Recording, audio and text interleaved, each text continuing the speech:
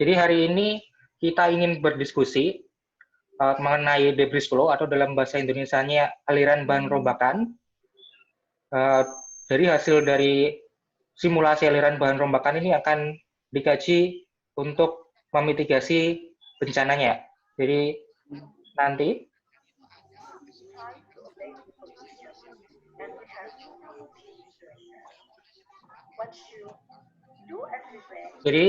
ini tadi saya ulang lagi, mohon dimatikan mic-nya untuk peserta, mohon dimatikan mic-nya. Kemudian nanti kalau ada pertanyaan dari peserta bisa lewat chat dulu di chat room-nya, nanti akan kami tampung, kemudian setelah sesi presentasi akan kita buat suatu wadah tanya jawabnya. Kemudian berikut narasumber kami ada dua. Yang pertama itu Pak Sumaryono dari PVMBG, Badan Geologi, dan yang kedua Pak Yohandi, sama juga dari PVMBG, Badan Geologi. Jadi Pak PVMBG ini merupakan pusat vulkanologi mitigasi bencana geologi. Kemudian saya sebagai moderator, Indra Andradinata, yang sekarang statusnya menjadi asisten akademik di KKGT, Kelompok Keahlian Geologi Terapan di FITB, TB. Jadi Pak Sumaryono ini, beliau melakukan studi S1-nya di Teknik UGM dari tahun 93 sampai 98.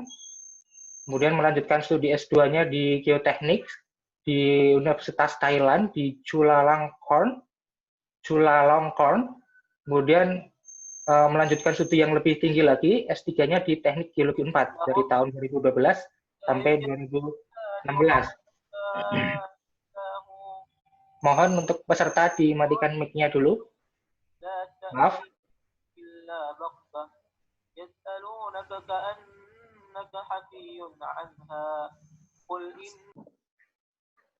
Oke, terima kasih sudah dimatikan. Jadi nanti kalau ada pertanyaan yang lebih detail atau mengenai teknis bagaimana pemodelannya bisa menghubungi langsung Pak Sumaryono, ada di kontaknya itu nomor HP atau WA yang masih aktif, kemudian bisa juga lewat email, di email Gmail atau di email ESDM dari Pak Sumaryono. Kemudian Pak Sumaryono ini ikut dalam organisasi kami sama MGTI IAG. Jadi boleh mungkin kita mulai sesinya. Dipersilahkan Pak Sumaryono untuk melakukan paparannya, Pak. Silakan, Pak.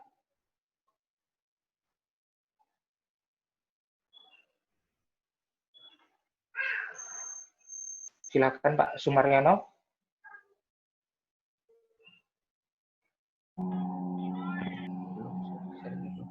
Indra keluar dulu sharingnya. Ya. Mana ini ya? Ini mati gua pakai dulu.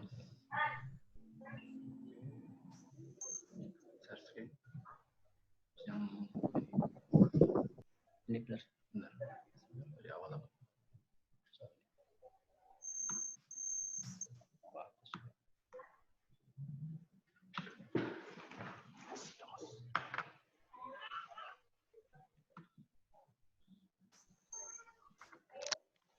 Baik, Assalamualaikum warahmatullahi wabarakatuh. Udah dengar belum, Mas? Sudah, Pak? Ya. Baik, terima kasih atas kesempatannya, teman-teman, sahabat MGTI semuanya. Pada kesempatan ini sebenarnya saya ingin menyampaikan memang beberapa hasil itu dulu sudah pernah dipresentasikan oleh dengan teman-teman Geologi Teknik ITB. Kebetulan simulasi ini kerjaan bersama antara teman-teman di bidang gerakan tanah. Ada juga beberapa simulasi yang di Cililin adalah kerjaan bersama teman-teman gerakan tanah Pusat Vulkanologi dengan ITB. Baik, langsung aja. Secara umum sebenarnya definisi ini awalnya beragam sekali. Kalau kita melihat beberapa literatur, ada yang menyebutkan debris flow berawal dari banjir di lereng curam, membawa banyak material suspended, dan bed load yang terus meningkat hingga alirannya berubah jadi massa kental air, tanah, pasir, kerikil, batu, dan batang kayu yang mengalir sebagai kayak lahar, bukan lava masalahnya. Kemudian water dan Chandler juga menemukan mud flow sebagai debris flow dengan kandungan material yang lebih halus terjadi di lintang halus atau vulkanik. Barnes juga tahun 78, debris flow adalah massa yang mengandung bahan padat air dan udara yang bergerak sebagai aliran kental. Everson dan kawan-kawan, aliran debris terjadi ketika massa memiliki sirkulasi yang buruk. Memang umumnya aliran debris ini sirkulasi sangat buruk. Yang bergerak memberi lereng, material padat dan fluidanya terkandung dalam material yang sangat berpengaruh pada aliran debris. Tanah longsor secara keseluruhan ada sebagian dari dapat berkembang menjadi aliran debris. Jadi di tanah longsor sendiri akan berubah menjadi flow. Itu beberapa kasus terjadi seperti itu. Kemudian material debris umumnya bersifat non-plastik dan tidak seragam atau unsorted. Faktor lain yang mempengaruhi, kalau menurut Everson dan Major dan lain sebagainya, adalah yang mempengaruhi debris adalah tekanan air Maury. Sementara ini Prof. Sasa tahun 81, beliau adalah presiden ICL-nya Jepang. Di sana ada presiden, longsor pun ada presiden di sana. Jadi proses likuifaksi massa tanah hasil longsoran dapat berubah menjadi aliran debris. Itu didukung oleh di bukunya Takahashi juga, Debris Flow 2001. Itu disebutkan seperti ini.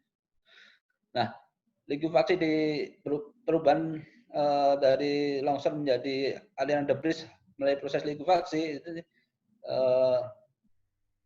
disebutkan dalam bukunya Sasa tahun 1985. Saat deposit sedimen mulai mengalir atau bagian atas itu turun, kemudian ada proses rapid loading. Proses inilah yang menyebabkan terjadi likuifaksi awal. Kemudian selanjutnya karena ada proses tersebut mengalir sehingga terjadi proses likuifaksi sehingga volumenya meningkat dan terjadi proses aliran. Ini dalam bukunya Sasa disebutkan ada juga terminologi sliding surface liquefaction, ada bidang kelinci yang terlikuifaksi itu. Beliau banyak melakukan pengujian melalui lab dengan menggunakan shear test untuk mengetahui proses-proses terjadi likuifaksi di tanah longsor. Nah, kemudian Nettleton tahun 2005 bahwa terminologi dan klasifikasinya itu ada proses hill slope debris flow. Itu kita kenal bahwa longsoran yang berubah menjadi aliran. Ini kemudian ada channelized debris flow. Biasanya di channelized debris flow itu ada dua proses di sini. Ada proses pembentukan dam alamiah. Kemudian ada proses pembentukan dam alamiah itu yang menyebabkan menjadi debris flow. Dam alamiah ini terbentuk juga oleh longsoran-longsoran yang ada di bagian hulu. Kemudian ada juga debris flow yang terbentuk dari movable bed material dari dasar sungai yang dia berpotensi bergerak itu bisa terjadi. Nah, kalau di hill slope ini, kalau di dalam simulasi, kalau simulasi yang kita akan presentasikan dua sebenarnya, simulasi menggunakan Kanako sama menggunakan RAMS. Nah, kalau di Kanako ini semuanya harus ada hidrografnya. Jadi baik dari material longsornya itu jumlah volumenya material longsornya diubah menjadi bentuk hidrograf. Itu untuk biar menjadi alirannya kelihatan. Nah, kalau yang di channel itu memang dia harus ada hidrografnya di situ. Nah, kalau di RAMS sendiri ada dua inputting di sini. Kalau di RAMS itu ada block release, jadi dia tidak menggunakan hidrograf untuk hill slope debris flow ini. Jadi dia menggunakan block release volume dari material longsor itu dengan konsentrasi berapa, kemudian di model disimulasikan di situ. Kalau yang RAMS yang di channelize itu memang harus dengan hidrograf. Nah, ini dari PGC Engineering ini menyebutkan bahwa dalam debris flow itu ada debris flow initiation, atau kalau teman-teman dari lab geologi teknik ITB menyebutkan source area. Itu membaca dari penelitian dari Pak Imam dan tahun 2007 dan 2014 itu menyebutnya source area. Kemudian ada transportation zone. Itu adalah area yang transportasi dari aliran itu. Teman-teman menyebutkan flow track. Area. Kemudian ada deposition zone. Nah, kalau di deposition zone itu umumnya ke arah yang lebih landai, bisa sampai kelerengan sampai 2 derajat untuk di deposition zone ini. Sementara untuk debris flow initiation atau longsoran yang di bagian hulu umumnya dia lebih dari 15 derajat untuk kelerengan. Nah, secara umum pergerakan massa itu tampang melintangnya kalau untuk debris flow itu agak cembung di bagian tengahnya kelihatan. Kemudian lapisan endapannya ya ada variasi. Kalau yang pergerakan sungai biasa itu tampak endapan yang berlapis, ini yang membedakan. Nah, di kita di geologi teknik debris flow itu identik dengan aliran bahan rombakan. Sementara masyarakat umum itu banyak sering menyebutnya adalah banjir bandang. Baik itu banjir karena air atau yang sangat cepat atau flash flood atau debris flow ya. Di wartawan-wartawan kita maupun di masyarakat umum menyebutnya semua sama banjir bandang, padahal sedikit berbeda. Nah, ini adalah berdasarkan Takahashi 1991 klasifikasi debris dengan genetik faktor aja. Pertama, debris flow, mud flow itu sebenarnya dari vulkanik dan non vulkanik sekunderi.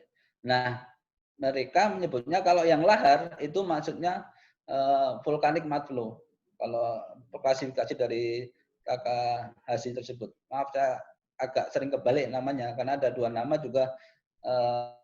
Takahashi sama Takahisa ini menulis tentang debris flow juga sama-sama. Tapi ini klasifikasi Takahashi tahun 1991. Kemudian ada yang sekundari adalah karena debris flow atau landslide dam. Ini klasifikasi Takahashi 1991. Ini adalah contoh-contoh lain. Memang banyak terjadi di Indonesia bahwa contoh-contoh aliran bahan rombakan atau debris flow atau di Garut ya memang ada alur yang membuat menjadi material-material longsor dari hulu sampai ke bawah. Kemudian pernah juga di Cililin. Cililin itu hampir sering tahun 2004 kemudian 2013 kalau nggak salah. Itu cuma beda lokasi itu sering terjadi perubahan dari slide menjadi ke arah flow. Jadi dari longsoran menjadi ke arah bahan rombakan. Ini contoh lain yang enggak kalah. Di Papua itu pernah terjadi juga di Basir, hampir satu kota terkena material debris tersebut. Kemudian yang terakhir kejadian adalah di Sentani karena banyak terjadi longsoran-longsoran pada di atas bukit, kemudian terbentuk semacam landslide dam, kemudian terjadi debris flow di bagian bawah. Contoh lain juga ini di Jember itu di tahun lupa saya tahunnya 2005 kalau salah 2005 akhir kalau salah 2006 awal. Nah itu pernah terjadi debris flow skala besar di sana dengan akumulasi curah hujan yang sangat besar dalam 6 hari. Nah ini juga kendala tersendiri kita ketika mau pemicu longsor itu juga kan masih bingung antara itu akumulasi curah hujan atau atas dasar antecedent rainfall. Itu memang masih menjadi debatable di sini dalam penentuan threshold untuk curah hujan. Ini dalam 6 hari itu hampir 500 mm curah hujan, hampir sebulan lebih diturunkan dalam 5 hari. Ini yang menyebabkan debris flow di daerah Jember waktu itu. Ini di kejadian juga pernah terjadi di Ciwidey, pernah kebetulan ini Pak Yunara, teman sekantor pernah memodelkan kebetulan beliau adalah dibimbing oleh Pak Imam, waktu S2 juga menggunakan Kanako untuk memodelkan back analisis untuk daerah ini. Oke, saya akan contoh untuk simulasi debris flow di bawah kareng Sulawesi Selatan dengan menggunakan Kanako. Kanakonya 2.0, sekarang udah berkembang lagi 2.2. Kemudian latar belakang masalah bahwa longsoran besar di Gunung Bawah Kareng tahun 2004 volume mencapai 200 juta meter kubik. Dan pada bagian bawah terdapat bili-bili dam. Bagian atas dinding bawah kareng banyak terjadi retakan sehingga material longsoran masih berpotensi bertambah atau masih berpotensi terjadi. Potensi debris flow menjadi debris sampai makro menjadi sangat tinggi di daerah tersebut. Aja bertujuan untuk melihat efektivitas sabodam dalam mengurangi resiko bencana debris.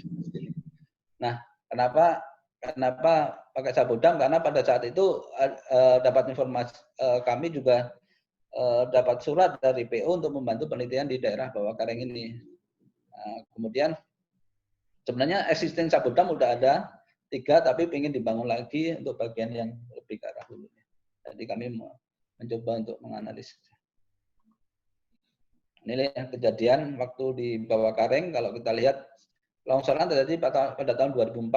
Ini materialnya sangat banyak di situ, sehingga di bili-bili dam sendiri dan menjadi sangat kotor dan sangat keruh di situ. Kalau kita lihat dari foto Google Earth 2002 dan tahun 2005 sangat kontras. Nah, ini kondisi bagian atasnya merupakan bagian dari batuan vulkanik Lampu Batang.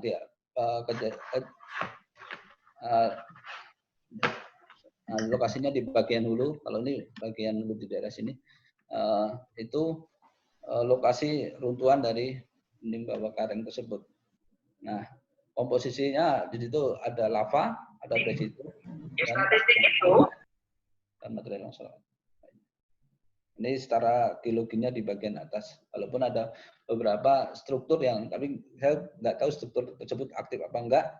Kebetulan pada saat itu juga nggak dapat data curah hujan pemicunya seberapa, apa penyebabnya di situ, karena nggak ada stasiun curah hujan di atas.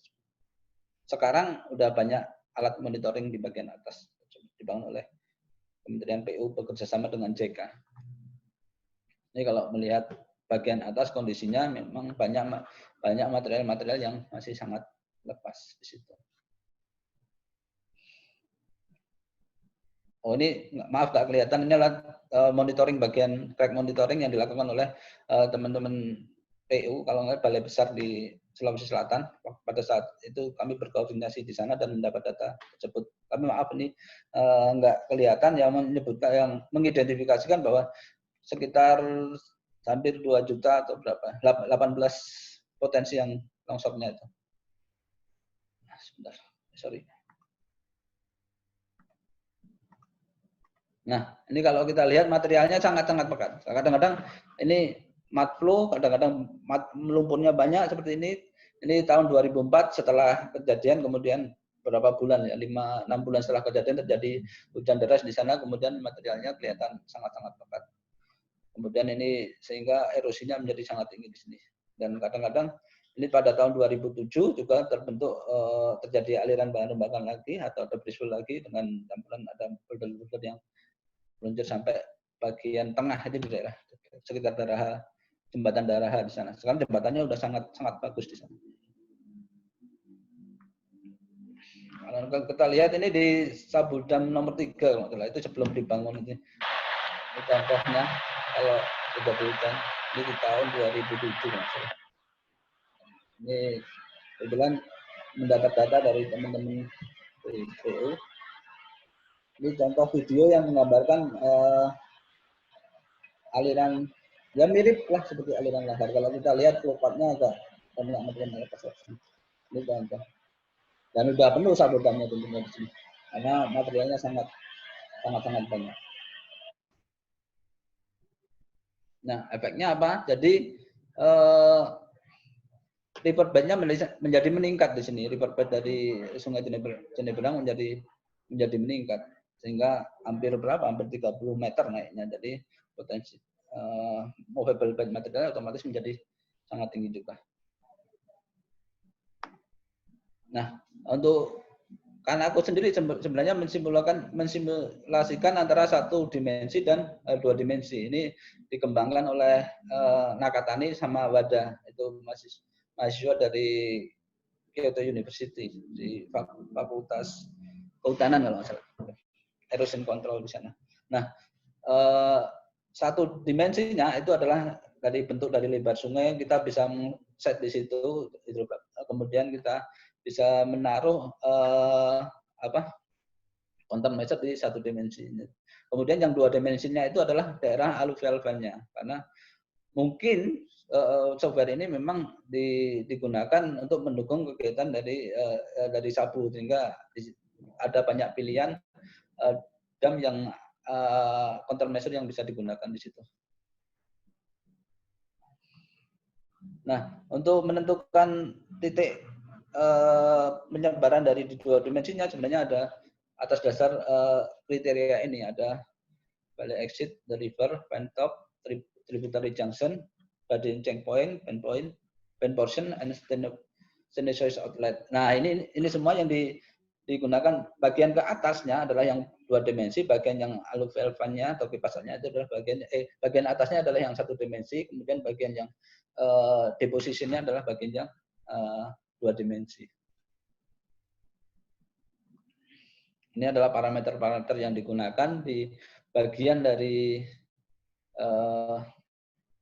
1D dan 2 dimensinya, parameter-parameternya. Kemudian simulasinya mau di run berapa menit, di situ bisa density parameter-parameter ini yang digunakan untuk running dari Kanako. Memang sedikit lebih rumit karena software ini open source, jadi kan lebih rumit dari biasanya.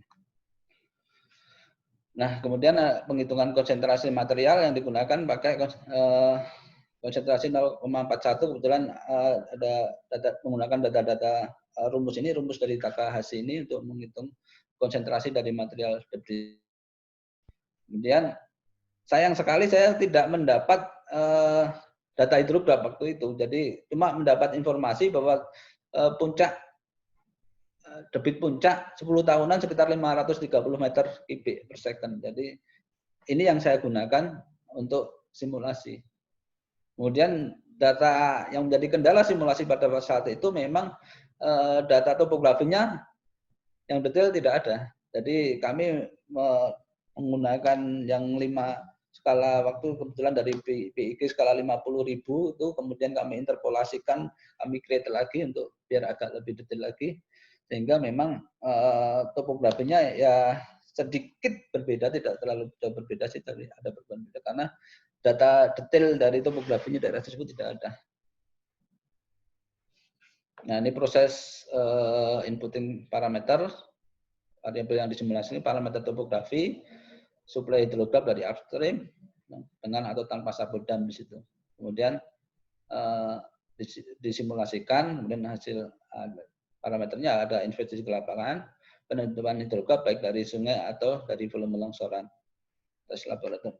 Oh ya, sebentar. Maaf, dari sini sebenarnya kalau untuk longsor, kenapa kita ada menghitung konsentrasi itu bisa digunakan untuk menghitung volume longsor ditambah dari movable bed. Biasanya bed materialnya itu secara umum sih 0,6.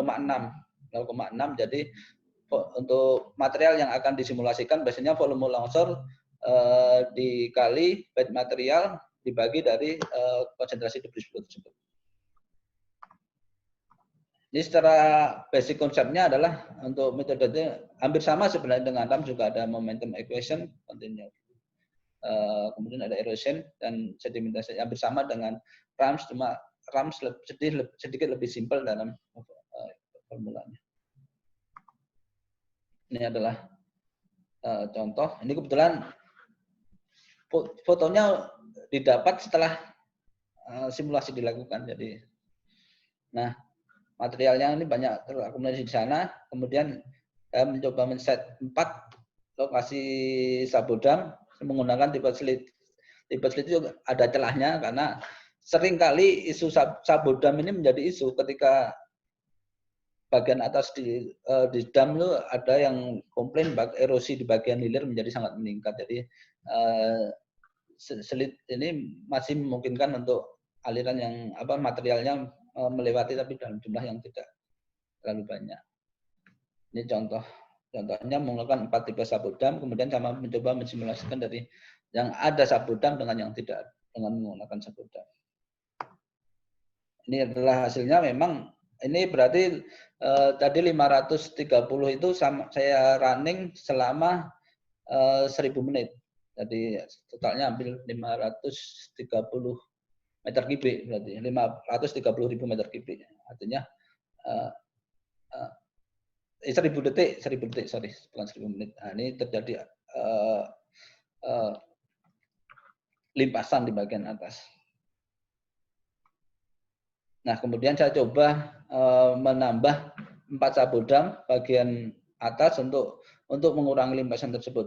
Walaupun materialnya ada 200 juta, kami tidak mungkin untuk menurunkan material tersebut semuanya, karena kalau itu berarti harus berpuluh-puluh sapu dam. Artinya, dan biasanya material longsor itu, material beban rombakan itu bertahap. Kalau yang ada material longsorannya di atas itu turunnya tidak semua. Sebagai contoh adalah kasus di POI nanti yang akan disampaikan Pak Yohandi nanti. Kasus POI itu juga sama, artinya material longsornya banyak di situ, tapi turunnya alhamdulillah dicicil. Nah, terakhir kemarin kejadian lagi di daerah POI di daerah Sigi sana.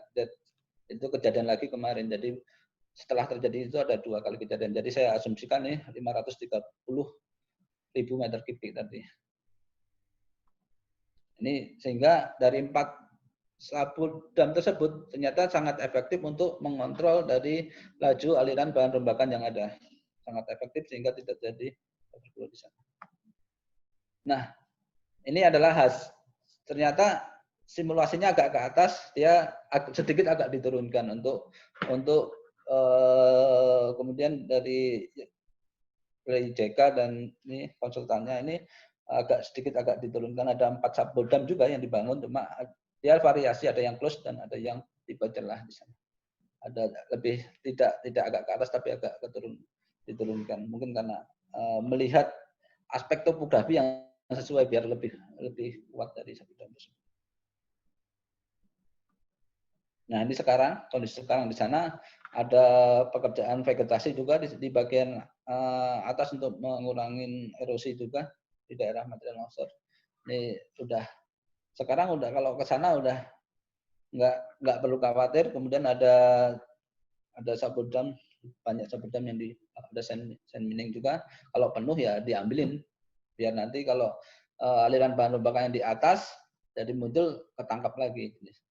Artinya sapu dam ini efektif karena di samping mengurangi kelerengan dari sungai, juga mengurangi dari kecepatan dari aliran tersebut. Itu untuk penanggulangan erosi.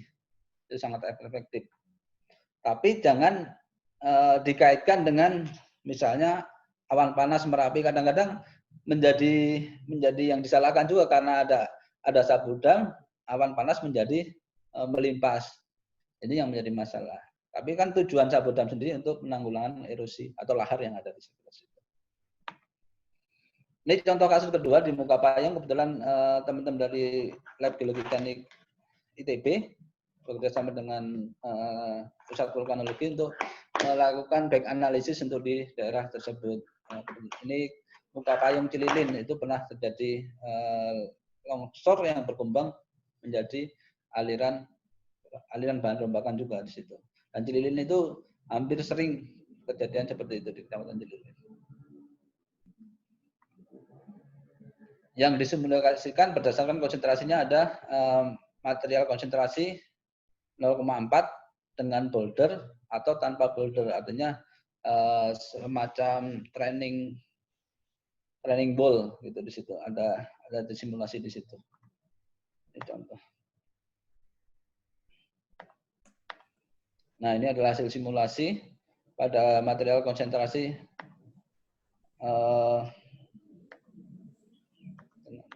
artinya di sini menunjukkan bahwa ada boulder morfologi itu sangat berperan terhadap mengontrol terjadinya aliran dari bahan rombakan tersebut atau debris flow tersebut. Ini contoh konsentrasi yang berbeda di sini. Otomatis semakin kecil konsentrasinya, limpasannya akan semakin banyak karena akan semakin encer di sini. Nah, ini contoh metode untuk mengurangi bahaya dari debris flow. Ini contohnya deflection wall atau lebih dikenal training wall untuk mitigasi potensi bahaya debris flow.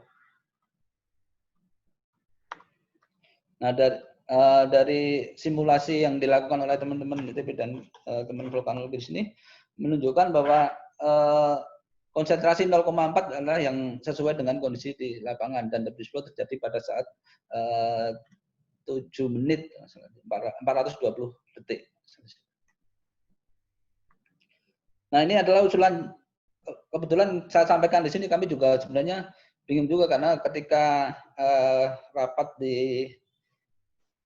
dengan tata ruang sering ditanya mana peta area bahaya dari debris flow tersebut. Itu sangat susah.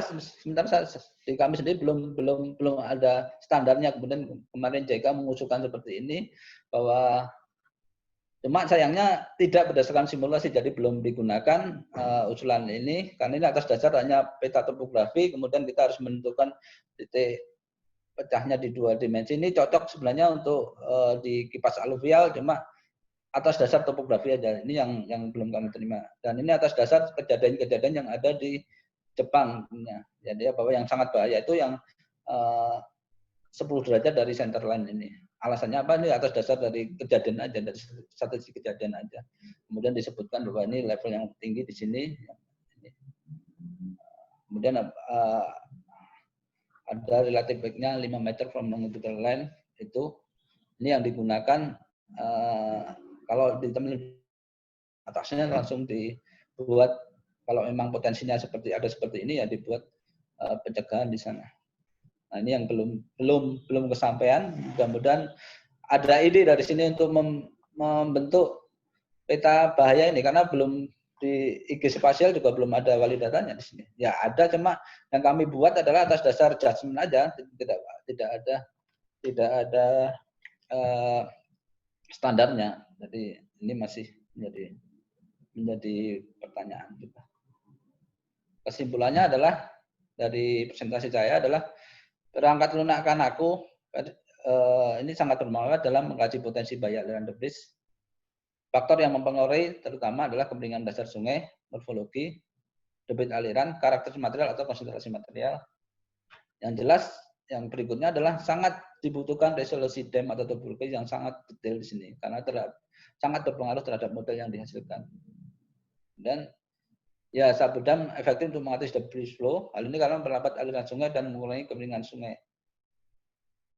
Dari presentasi, boulder morfologi sangat signifikan membelokkan aliran debris flow yang mempunyai fungsi seperti deflection wall atau training wall. Kasus debris flow di muka payung, konsentrasi 0,4 dengan waktu 420 detik, hasil sumber sesuai dengan kondisi di lapangan. Nah, berikutnya nanti akan disampaikan oleh Pak Yohandi nanti mungkin dengan metode yang berbeda. Kebetulan kami juga melakukan waktu itu terjadi pasca gempa Palu, terjadi longsor di bagian hulu di sana. Kemudian ancamannya pemukiman di daerah Poi ini. Nah, yang jadi masalah kan kemarin kejadian lagi ada rumah-rumah pada terendam longsor. Udah semenjak kejadian itu udah 2 kali kejadian di daerah Poi. Mungkin dari saya itu aja. Terima kasih. Assalamualaikum warahmatullahi wabarakatuh. Terima kasih. Assalamualaikum warahmatullahi wabarakatuh.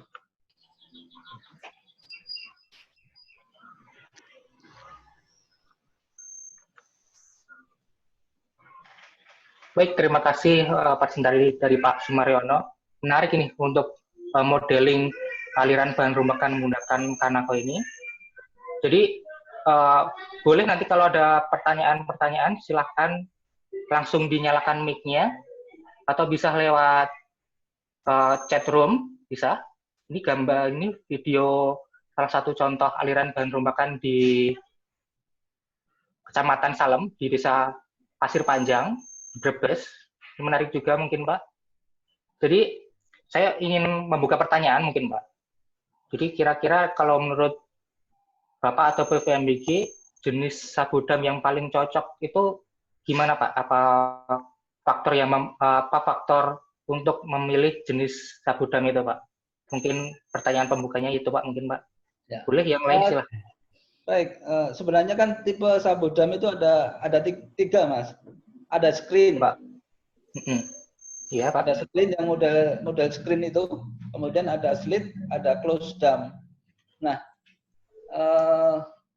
kalau yang banyak yang material batangnya itu, biasanya dia banyak menggunakan screen sabodam. Karena kadang-kadang debris flow atau aliran bahan rombakan itu banyak yang ada juga yang kayu-kayu itu. Dia diterap dengan menggunakan screen sabodam. Kemudian lebar screennya biasanya itu kalau diameternya 3 atau dia lebar screennya itu 2 kali diameter maksimum yang ada di situ. Misalnya kita survei di daerah banyak batu boulder dengan diameter 2 meter, ya lebar screennya itu per screennya itu sekitar 4 meter. Dengan asumsi bahwa ketika terjadi material yang bergerak bersama terjadi blocking di situ. Itu disimulasikan di laboratorium di Erosion Control Laboratory di Kyoto University. Kemudian kalau yang close sabodam itu, karena kebetulan dulu waktu di Jogja itu banyak dikomplain masalah close sabodam tertutup karena erosi yang di bawah menjadikan erosi di bagian bawah semakin meningkat karena sedimennya tertangkap semua di bagian atas, sehingga tergantung kondisi juga sih. Kalau memang erosinya sangat tinggi di bagian bawah, ya bisa menggunakan tipe celah tadi, slit sabodam. Itu aja, Mas. Semuanya efektif, tapi harus bisa disimulasikan dulu, didekati dengan simulasi dulu. Baik, Pak. Terima kasih. Ini lanjut ada pertanyaan dari Lia Rosli. Jadi dari gambar presentasi Bapak tadi, area hazardnya hanya di depositional zone atau di area depositional. Kemudian bagaimana kalau elemen resikonya itu terletak di flow track-nya, Pak, atau di midstream channel-nya, Pak?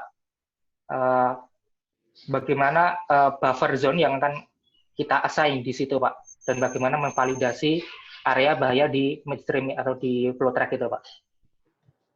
Baik, yang menjadi bahaya di debris itu sebenarnya kan di daerah deposition zone-nya, karena di daerah itu biasanya landai, kemudian banyak pemukiman di bawah. Kecuali kalau di daerah yang atas itu berarti kan dia ada kalau yang sungai kan ada channelnya, dan itu kalau di Indonesia kan sebenarnya udah ada aturan tentang sepadan sungai. Itu yang harus disepakatin di situ. Yang kemudian umumnya selain itu dia di bagian atas kan juga kawasan lindung sebenarnya. Yang jadi masalah sebenarnya kalau yang di sini adalah di deposition itu, karena di daerah aluvial itu yang jadi konsentrasi pemukiman yang padat. Kalau yang di satu dimensinya ya karena itu di sepadan sungai, ya ikutin aturan batas sungai aja menurut saya. Sepadan sungai gitu. Atau bisa juga kalau simulasi-simulasi yang lainnya juga pasti yang keluar adalah yang kemungkinan yang delineasinya adalah delineasi di daerah deposition area tersebut. Itu dari saya.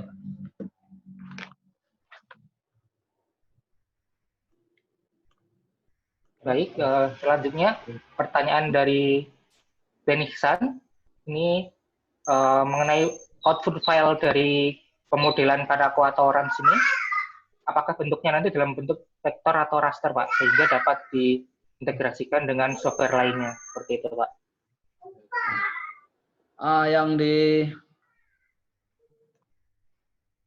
Yang di Kanako sendiri adalah outputnya dia dia masih bentuknya bukan vektor sih, masih raster sih Pak. Raster. Kalau RAM nanti Pak Yohandi mungkin bisa jawab sekarang. Untuk RAM kalau di aku masih raster. Oke, saya sedikit menambahi untuk output yang RAMS. Jadi untuk RAMS itu pada dasarnya nanti hasilnya berupa raster, tapi dari raster itu nanti kita bisa untuk zona landaannya itu dalam bentuk SAP. Jadi bisa langsung dikompilasi atau diterapkan di ArcGIS terutama atau di GIS yang lain. Jadi sangat karena RAMS ini kan sudah sudah lebih modern kan. Jadi ekspor file-filenya itu lebih mudah dan bahkan tampilan animasinya pun juga bisa diekspor dengan lebih mudah dari RAMS. Gitu.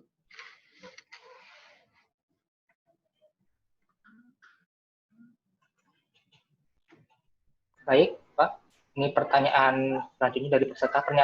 Pertanyaan ketiga dari peserta ini, Nur Hidayat dari BPPT ini. Jadi kalau model ini triggernya itu kombinasi dari gempa dengan curah hujan itu bersamaan, triggernya 2 langsung berjalan. Itu bagaimana, Pak? Kemudian parameter untuk membentuk volume debris ini, apakah digunakan juga investigasi bawah permukaan untuk mendapatkan volume debrisnya, Pak? Seperti itu. Oke, untuk yang triggernya kebetulan yang sobat ini tidak memperhatikan gempa, Mas. Tidak hanya curah hujan atau hidrograf atau dari volume dari material yang akan dimodelkan. Jadi gempanya tidak masuk di sini. Kemudian untuk parameter untuk menghitung volume debris yang digunakan kalau di daerah yang channel tadi ya otomatis kita harus memperkirakan overflow bed materialnya, mengukur volume di sungainya. Kemudian kalau ada potensi longsornya, volume dari longsor tersebut kita hitung di situ perkiraan volumenya. Artinya tentunya ada investigasi dengan tambahan investigasi bawah permukaan akan semakin bagus untuk menghitung volume yang ada.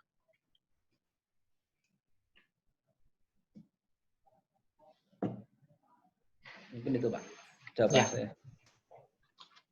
Jadi ini pertanyaan udah 3, tapi waktu kita masih cukup untuk menambah pertanyaan, masih ada 15 menit lagi untuk sesi pertama, jadi saya lanjutkan untuk sesi tanya jawabnya. Ini dari Jeffrey, ingin bertanya mengenai zona red zone 10 derajat tadi Pak, yang dari usulan dari JICA tadi, dari Centerline, atau aluvial itu, apakah berlaku untuk volume debris flow yang fluktuatif Pak? Seperti itu Pak. Pertanyaan dari Jeffrey. Nah, itu kan berdasarkan dari kejadian, survei dari banyak kejadian yang ada di Jepang, kemudian dia menyimpulkannya. Otomatis dari situ udah diperkirakan untuk yang sangat berbahayanya itu yang di 10 derajat tersebut. Kemudian pertanyaan berikutnya apa tadi, Mas? Pertanyaan berikutnya, apakah yang tadi, zona hazard yang 10 derajat tadi, apakah berlaku untuk volume debris flow yang sifatnya fluktuatif, Pak? Karena dia standar, otomatis belum kami gunakan, tapi kalau sama JICA udah digunakan tuh untuk yang kipas aluvial, terutama yang dilihat adalah aluvial file-nya dulu, daerah-daerah kipas aluvial yang potensi debris dulu.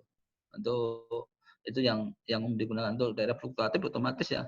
Kalau dengan model otomatis akan lebih berbeda lagi. Tapi kalau itu hanya topografi otomatis ya dia tidak memperhatikan debris yang fluktuatif tadi, hanya atas dasar banyak kejadian disimpulkan bahwa yang 10 derajat dari centerline itu yang sangat bahaya di situ. Kalau dengan model otomatis hasilnya akan berbeda, akan semakin sebaran di depositionalnya akan semakin banyak. Jadi kalau volumenya semakin banyak, otomatis bentukan kipasnya akan semakin besar tentunya. Itu, Pak. Baik, Pak. Terima kasih. Pertanyaan selanjutnya ini, dari pengalaman lapangan atau studi orang lain, berapa persen sih perbandingan antara material padat, bahan rombakan, dan cair itu untuk membentuk aliran bahan rombakannya, Pak? Kemudian, yang keduanya, parameter-parameter apa yang bias digunakan untuk memetakan zonasi debris flow ini, Pak, untuk menentukan tadi zona tinggi, sedang, ataukah rendah. Dari situ, apakah BPMBG sudah punya peta khusus untuk debris flow ini, atau masih gabung dengan peta kerentanan gerakan tanah, Pak? Baik, kalau melihat dari studi literatur ya, itu kalau Parnes kalau nggak salah itu dia 20% material yang material kerikil sampai kerikil ke atasnya itu lebih dari 20% itu dikatakan debris flow. Itu komposisi materialnya ya, otomatis airnya juga, komponen airnya banyak, tapi ada komponen material dari kerikil yang lebih besar dari kerikil tadi, ukurannya itu masuk debris flow. Sementara kalau yang kemudian materialnya tentunya dia bersifat non plastis juga untuk debris flow, itu bukan material yang plastis atau indeks plastisitasnya sangat rendah untuk debris flow. Kemudian parameternya ya tentunya utamanya tadi adalah kita harus mempunyai data hidrograf kalau itu di channel. Kemudian kalau dia di longsoran yang berubah menjadi aliran, ya kita harus bisa memperkirakan volume dari material longsor tersebut. Kemudian ada parameter lagi ya yang tidak kalah penting adalah dam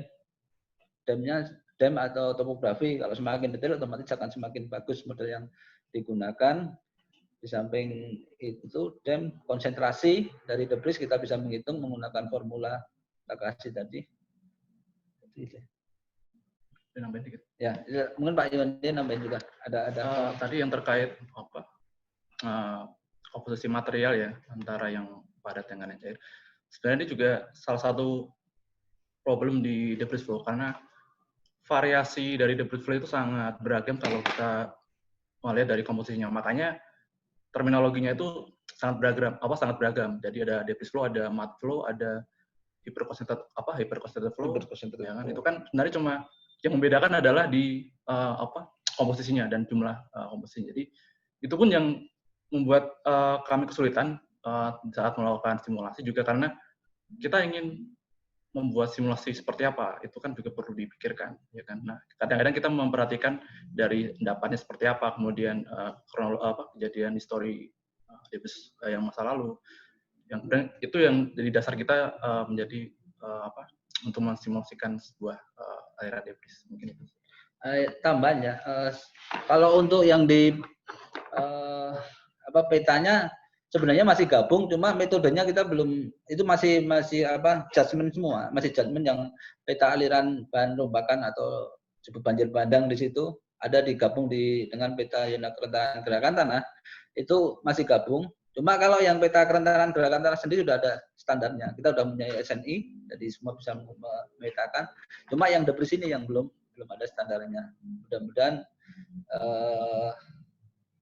perlu masukan dari berbagai pihak sih, karena ini kejadian yang paling sangat membunuh sih kalau untuk tipe longsoran debris ini. Tipe debris ini sangat banyak korban. Mudah-mudahan perlu ya dengan akademisi, BPMBG dan dengan yang lainnya untuk membuat standar ini akan menjadi sangat menarik sebenarnya, karena memang standarnya belum ada di sini. Mungkin dari saya itu. Baik, mungkin ini ada penanya-penanya tadi yang mungkin ada tambahan-tambahan mengenai pertanyaannya atau ada klarifikasi lagi mengenai pertanyaan-pertanyaan dari penanya tadi. Silakan dinyalakan mic-nya. Bisa langsung ditanyakan langsung ke peserta. Tanyakan langsung ke narasumber.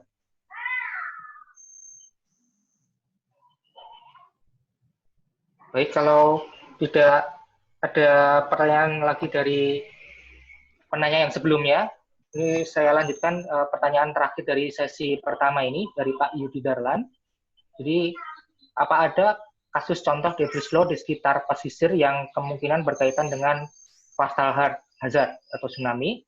Kemudian bagaimana hubungan besar butir sedimen dengan slope terhadap threshold debris flow tersebut, Pak? Apakah ada contoh kasus debris flow di sekitar pesisir yang kemudian berkaitan dengan coastal hazard atau tsunami? Kalau yang tsunami itu pernah ada, tapi bukan debris flow sih. Dia longsor aja, longsor memicu tsunami. Beberapa kalau yang debris flow yang memicu tsunami setahu saya belum pernah ada. Kalau longsor yang memicu tsunami pernah ada di Nusa Tenggara Timur, pernah. Kemudian kalau longsoran-longsoran yang bawah laut ya banyak lah kemarin. Cuma yang dari atasnya sendiri, kalau nggak salah di Nusa Tenggara Timur yang pernah terjadi. Cuma kalau yang debris flow memicu tsunami ini saya belum membaca literaturnya mungkin atau belum nemu. Nanti kalau saya nemu saya informasikan. Kemudian hubungan besar butir sedimen dengan slope terhadap threshold debris flow. Hubungan besar butir sedimen dengan slope terhadap threshold debris flow. Nah, sebenarnya besar butir kemudian karakteristik material ini sangat berpengaruh terhadap konsentrasi debris flow tersebut. Kemudian kalau slope-nya semakin curam, otomatis semakin potensi semakin tinggi, kemudian debris flow-nya tidak akan semakin luas. Semakin cair akan semakin luas. Jadi hubungannya di situ, Pak. Besar butir sedimen itu kaitannya dengan konsentrasi sebenarnya. Dan karakteristik lain tentunya. Tidak hanya besar butir aja, kaitannya dengan konsentrasi dari material debris flow tersebut. Jadi threshold debris flow ya kalau di model umumnya dengan menggunakan hidrograf, kemudian atau dari kalau di RAM dengan menggunakan block release. Block release itu jumlah volume longsor yang ada. Itu. Kemudian konsentrasinya yang sangat berpengaruh tentunya. Konsentrasi dari material. Kalau di RAM terminologinya mu beda. Kalau di Kanaku pakai konsentrasi ya. Kalau di RAM beda terminologi. Tapi intinya sama aja sih. Itu karena terminologi aja yang berbeda. Bapak, terima kasih. Jadi dari jawaban dari Pak Sumaryono tadi menutup sesi pertama kita. Apabila masih ada pertanyaan-pertanyaan yang belum terjawab, akan kita lanjutkan di sesi kedua dan ada pertanyaan gabungan nanti di sesi keduanya. Jadi kita lanjutkan presentasi dari narasumber kedua kita, itu dari Pak Yohandi, sama juga dari PVMBG yang duduk di sebelahnya Pak Sumaryono sekarang. Jadi Pak Yohandi ini, beliau lahir di Magelang, tahun 1989, tanggal 29 Mei, kemudian melakukan studi S1-nya di Teknik Geologi Universitas Gadjah Mada, dan sekarang menjadi staf mitigasi gerakan tanah di Pusat Vulkanologi dan Mitigasi Bencana Geologi, Badan Geologi. Apabila nanti ingin berkonsultasi detail mengenai teknis bagaimana simulasi RAMS dilakukan, silakan menghubungi langsung dengan kontak atau email yang ada di layar, bisa pakai WhatsApp ataupun pakai email dari ISDM ataupun email Gmail-nya. Dan silahkan Pak Yohandi untuk melakukan presentasinya, paparannya.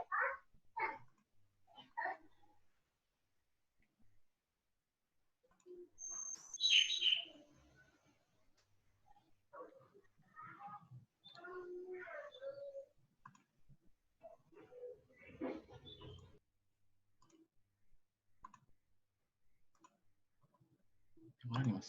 Sebentar ini. Ya, ini kan kalau dari ini kan. Udah tadi. Udah share kan? Enggak ada.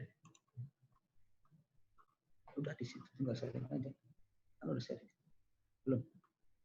Kan yang lanjutin aja. Belum ya? Mas login dulu berarti. Sebentar ya Mas, ini ada kesalahan di sini. Saya keluar dulu sebentar ini.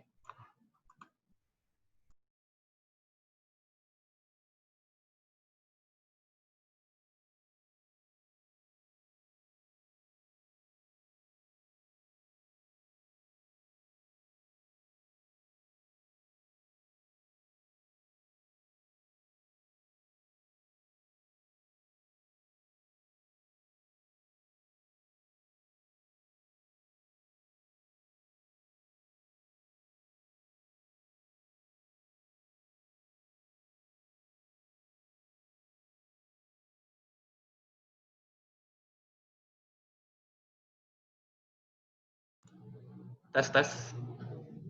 Sudah masuk suaranya ya?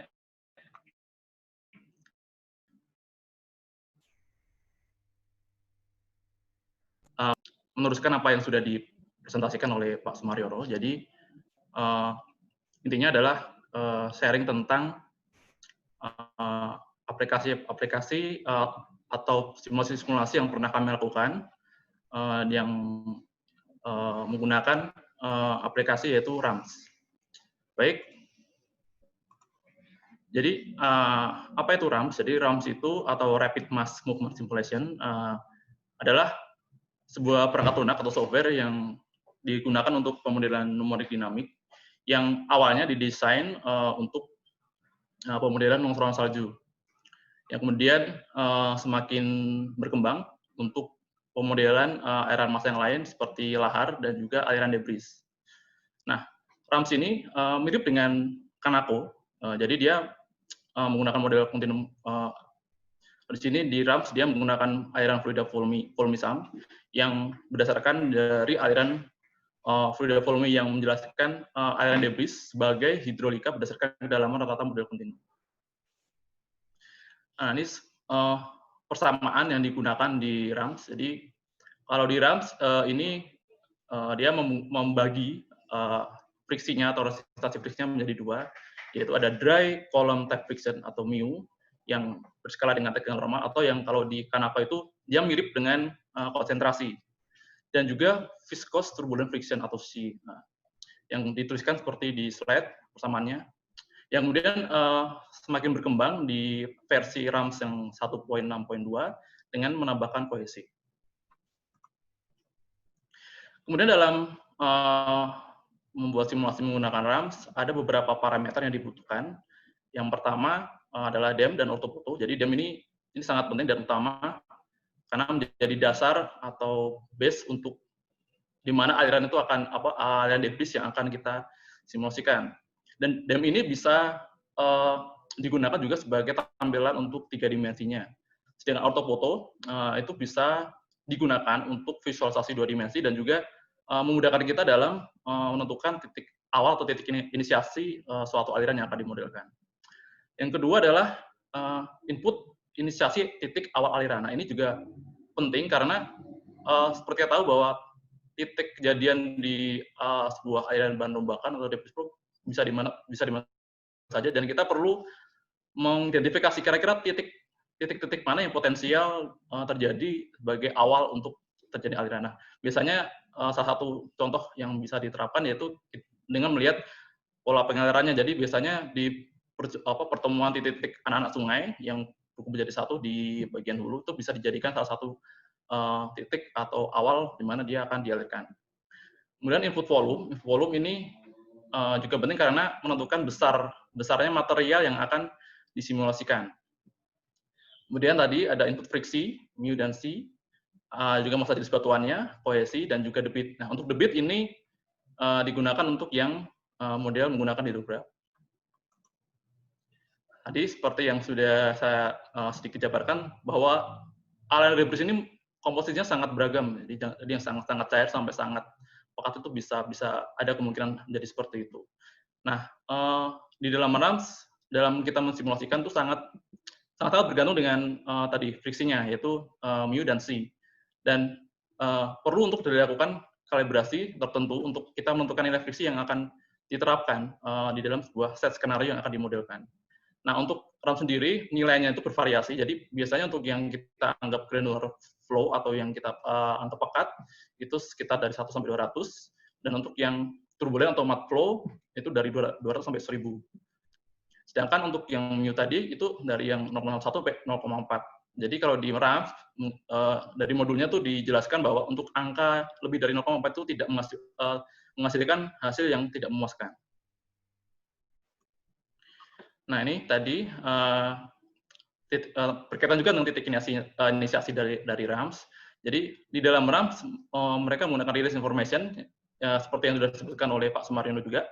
Ada 2 cara. Yang pertama adalah block release dan yang kedua adalah input hidrograf. Nah, untuk block release, jadi sederhananya kita hanya perlu membuat poligon. Kalau di software-nya kita membuat poligon atau blok bebas, terserah, tergantung seberapa besar area atau blok yang akan kita simulasikan.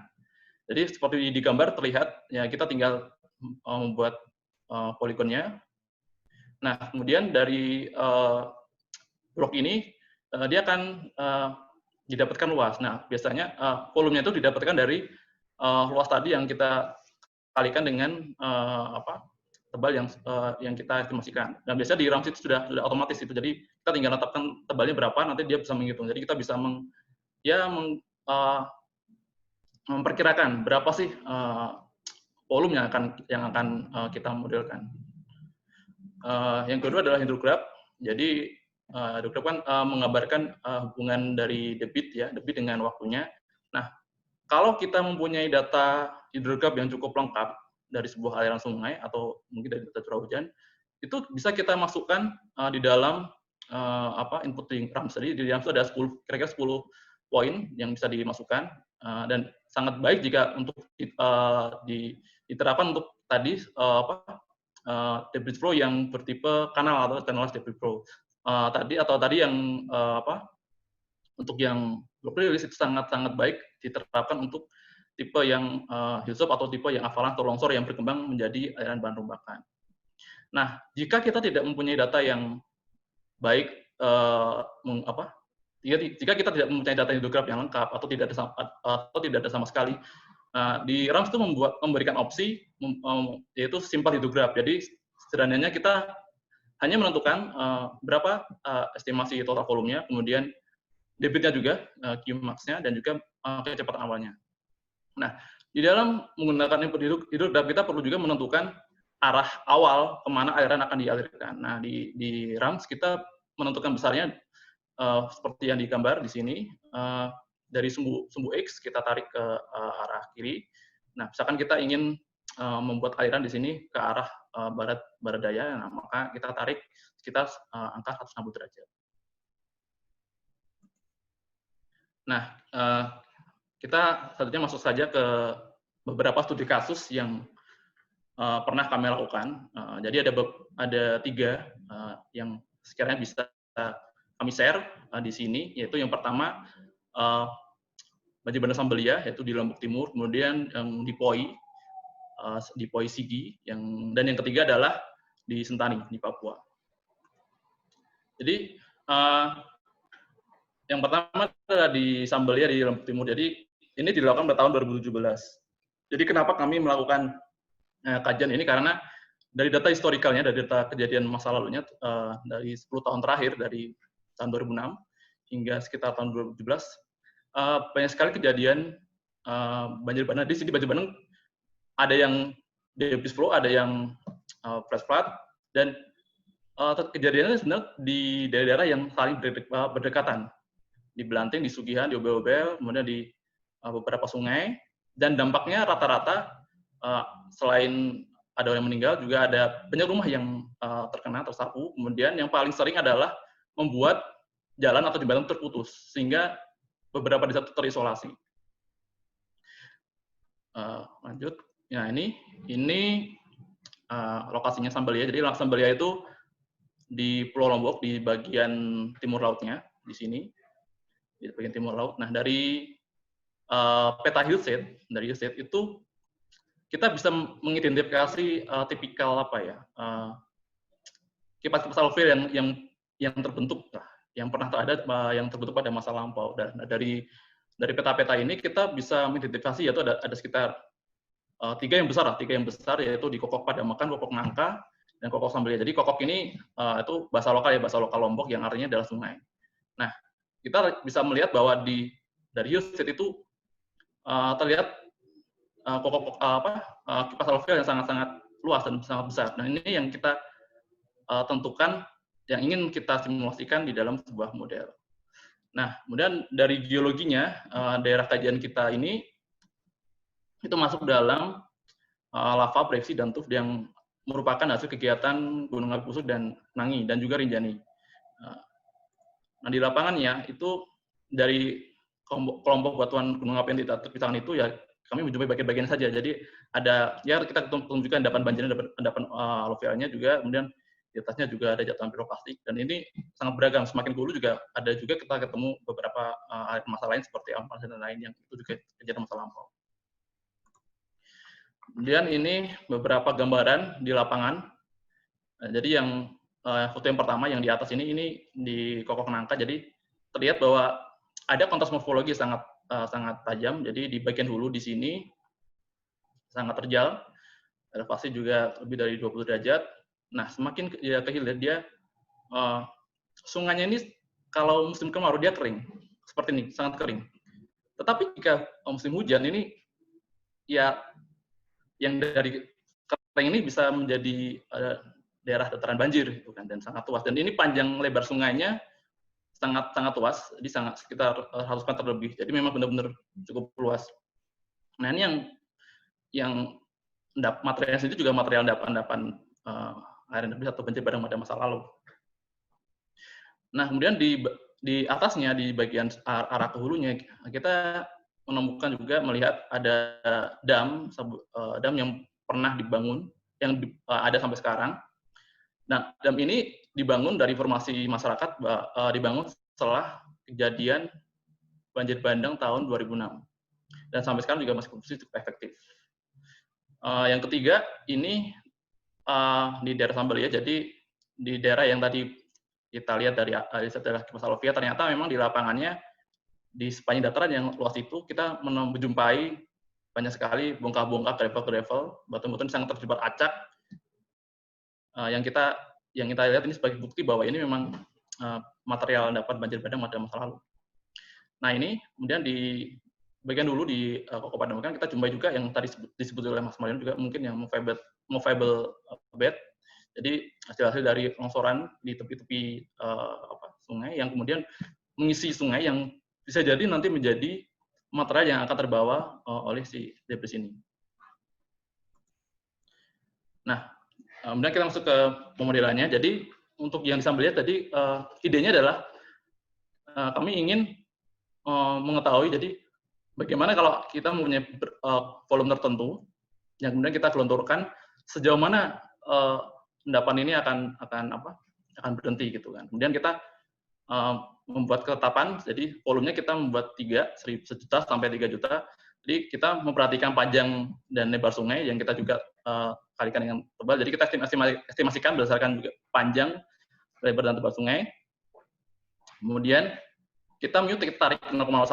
Pada saat itu kita anggap kita ingin memodelkan yang encer. Kenapa? Karena kalau kita membuat yang pekat, jadi alirannya akan berhenti di tengah jalan, jadi sangat-sangat pendek. Jadi padahal kita ingin mengharapkan sejauh apa sih. Jadi kita memang membuat model yang sangat-sangat encer gitu.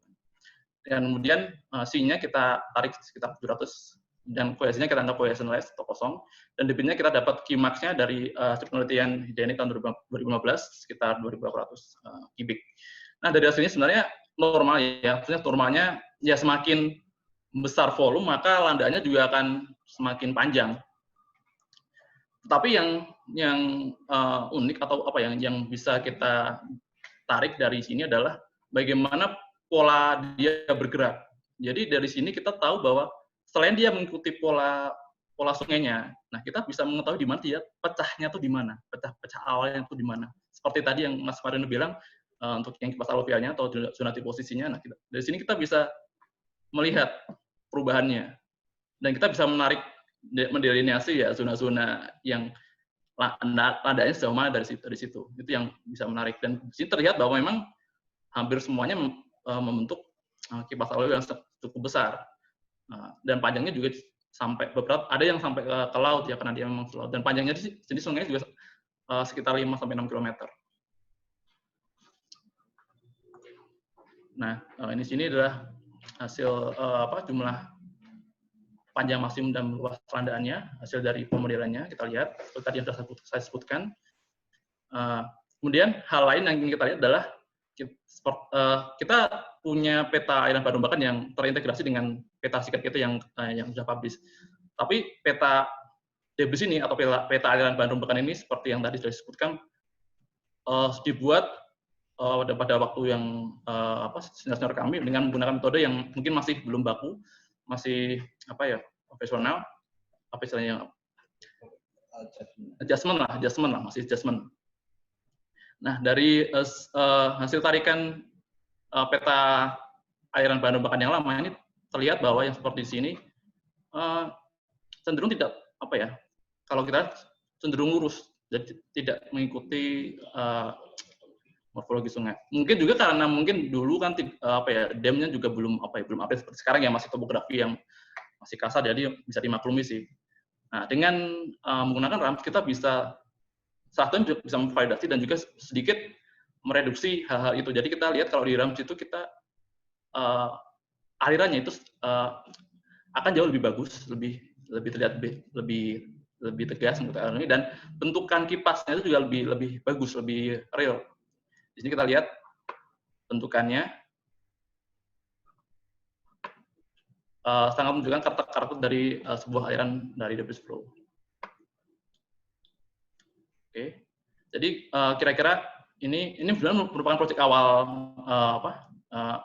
saat kami menggunakan RAMS tahun 2017. Jadi masih belum banyak variasi yang kami lakukan. Jadi pada saat itu kami hanya ingin kalau membandingkan dengan peta aliran bahan rombakan yang ada. Jadi gimana sih kalau dengan simulasi hasilnya seperti apa sih perbedaannya. Jadi memang kalau dengan simulasi ya hasilnya lebih bagus, jadi lebih kelihatan lebih nyata lah gitu. Kemudian yang kedua adalah studi kasus yang di POI, Sigi, Sulawesi Tengah.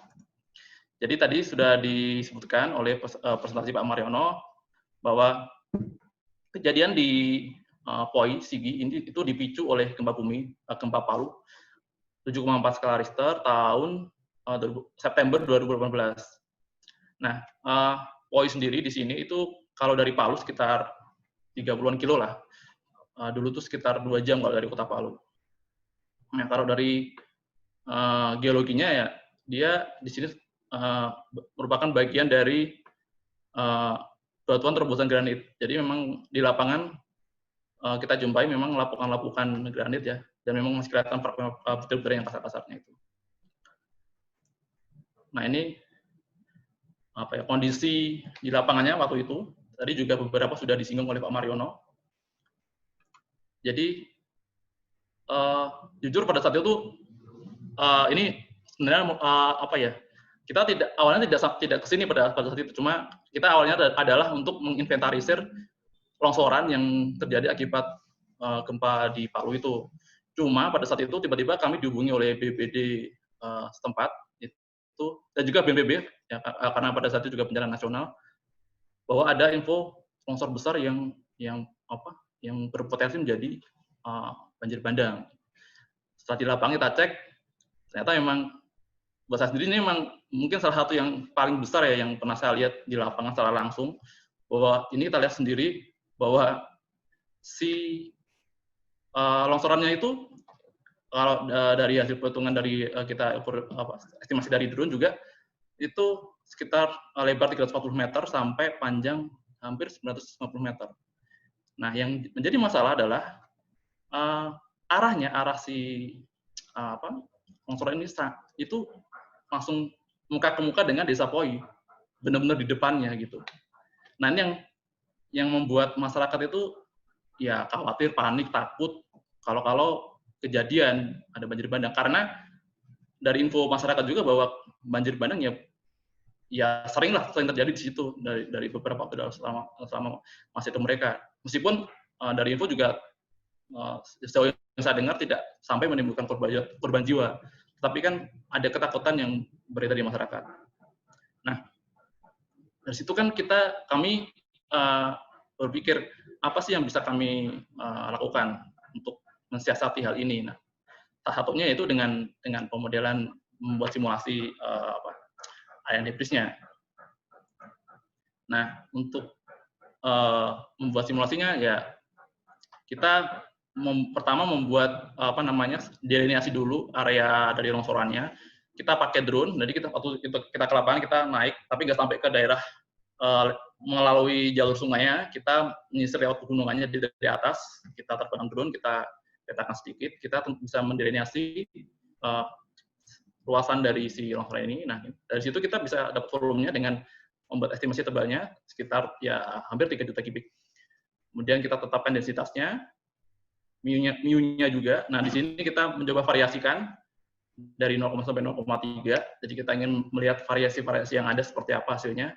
Dan juga sama C-nya kita variasikan juga dari 500 sampai 700, dan kita ambil yang di tengahnya lah, tidak terlalu pekat, tidak terlalu encer. Kemudian quotient juga kita, quotient 3/4 itu juga di lapangan sulit sekali untuk dan waktu juga yang terbatas, jadi tidak sempat mengambil jauh lebih banyak. Dan hasilnya terlihat bahwa variasi mu dan C itu pengaruhnya sangat terlihat di sini. Jadi ternyata kalau kita menggunakan variasi mu, ternyata semakin rendah mu itu perubahan landaannya, zona landaan itu jauh lebih lebar.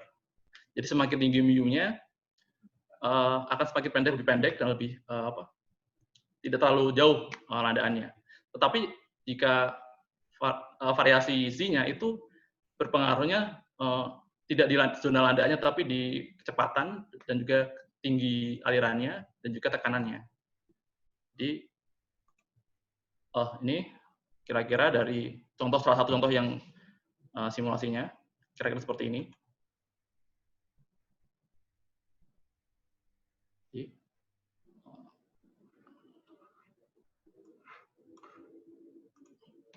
Jadi untuk yang POI ini kami menggunakan book release, jadi tidak menggunakan data debit. Jadi terlihat kalau dia block release, dia langsung jadi seperti blok yang turun dan langsung mengikuti topografinya. Nah, di sini kita dapatkan jalur alirannya dan juga landaannya, kipasnya di sini. Nah, tadi ini hasil tadi, simulasi yang sudah saya sebutkan tadi, bagaimana pengaruh mu dan C terhadap simulasinya. Jadi, ya intinya, tadi seperti saya sebutkan, memang mu-nya itu sangat berpengaruh. Jadi, kita merubah mu itu, zona landaannya akan langsung berubah secara signifikan. Tapi kalau ingin melihat bagaimana pengaruh kecepatan dalam itunya, kita bisa membuat variasi di C-nya. Nah, dari hasil tadi beberapa variasi, kita ambil yang paling terburuk lah, ambil yang worst case scenario, untuk kita terapkan dalam sebuah peta potensi. Sebuah peta potensi yang bahan-rombakan.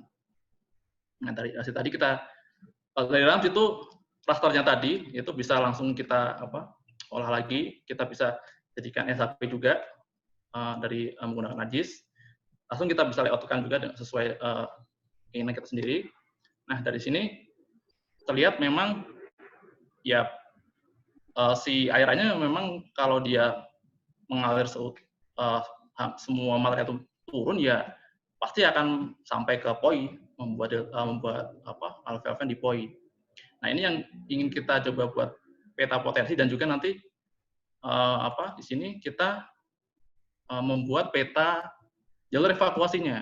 Jalur evakuasinya kalau nanti misalkan ya terjadi bencana atau si materinya turun, nah kira-kira bagaimana sih, apa yang harus dilakukan masyarakat?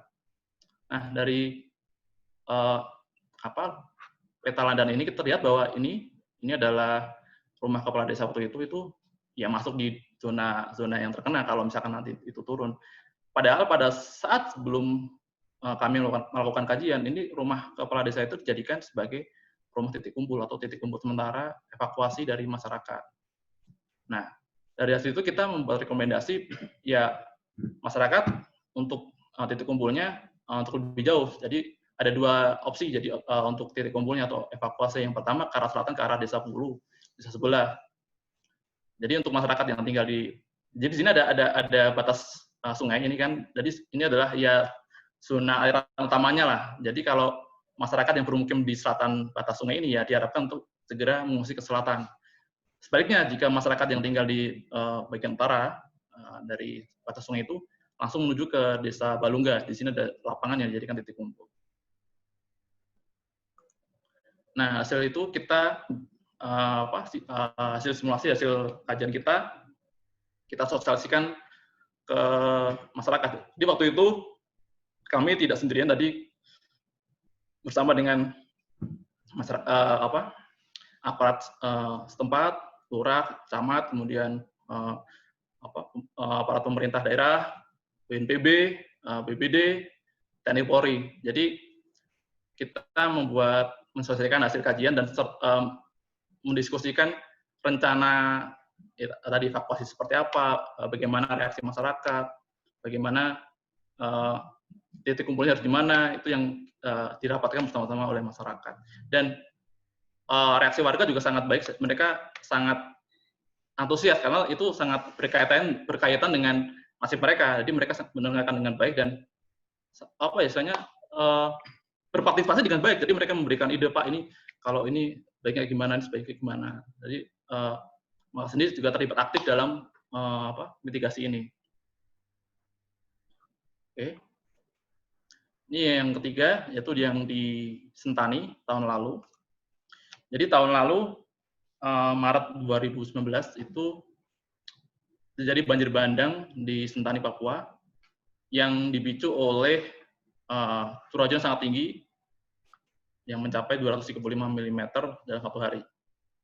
Kemudian dari laporan BNPB dilaporkan yang meninggal ada 112 orang, kemudian 160 jiwa luka-luka, kemudian 79 hilang, dan hampir 10.000 orang mengungsi. Dan ratusan rumah juga rusak berat dan beberapa juga ada jembatan yang rusak. Jadi mirip dengan yang Wasior tahun 2010.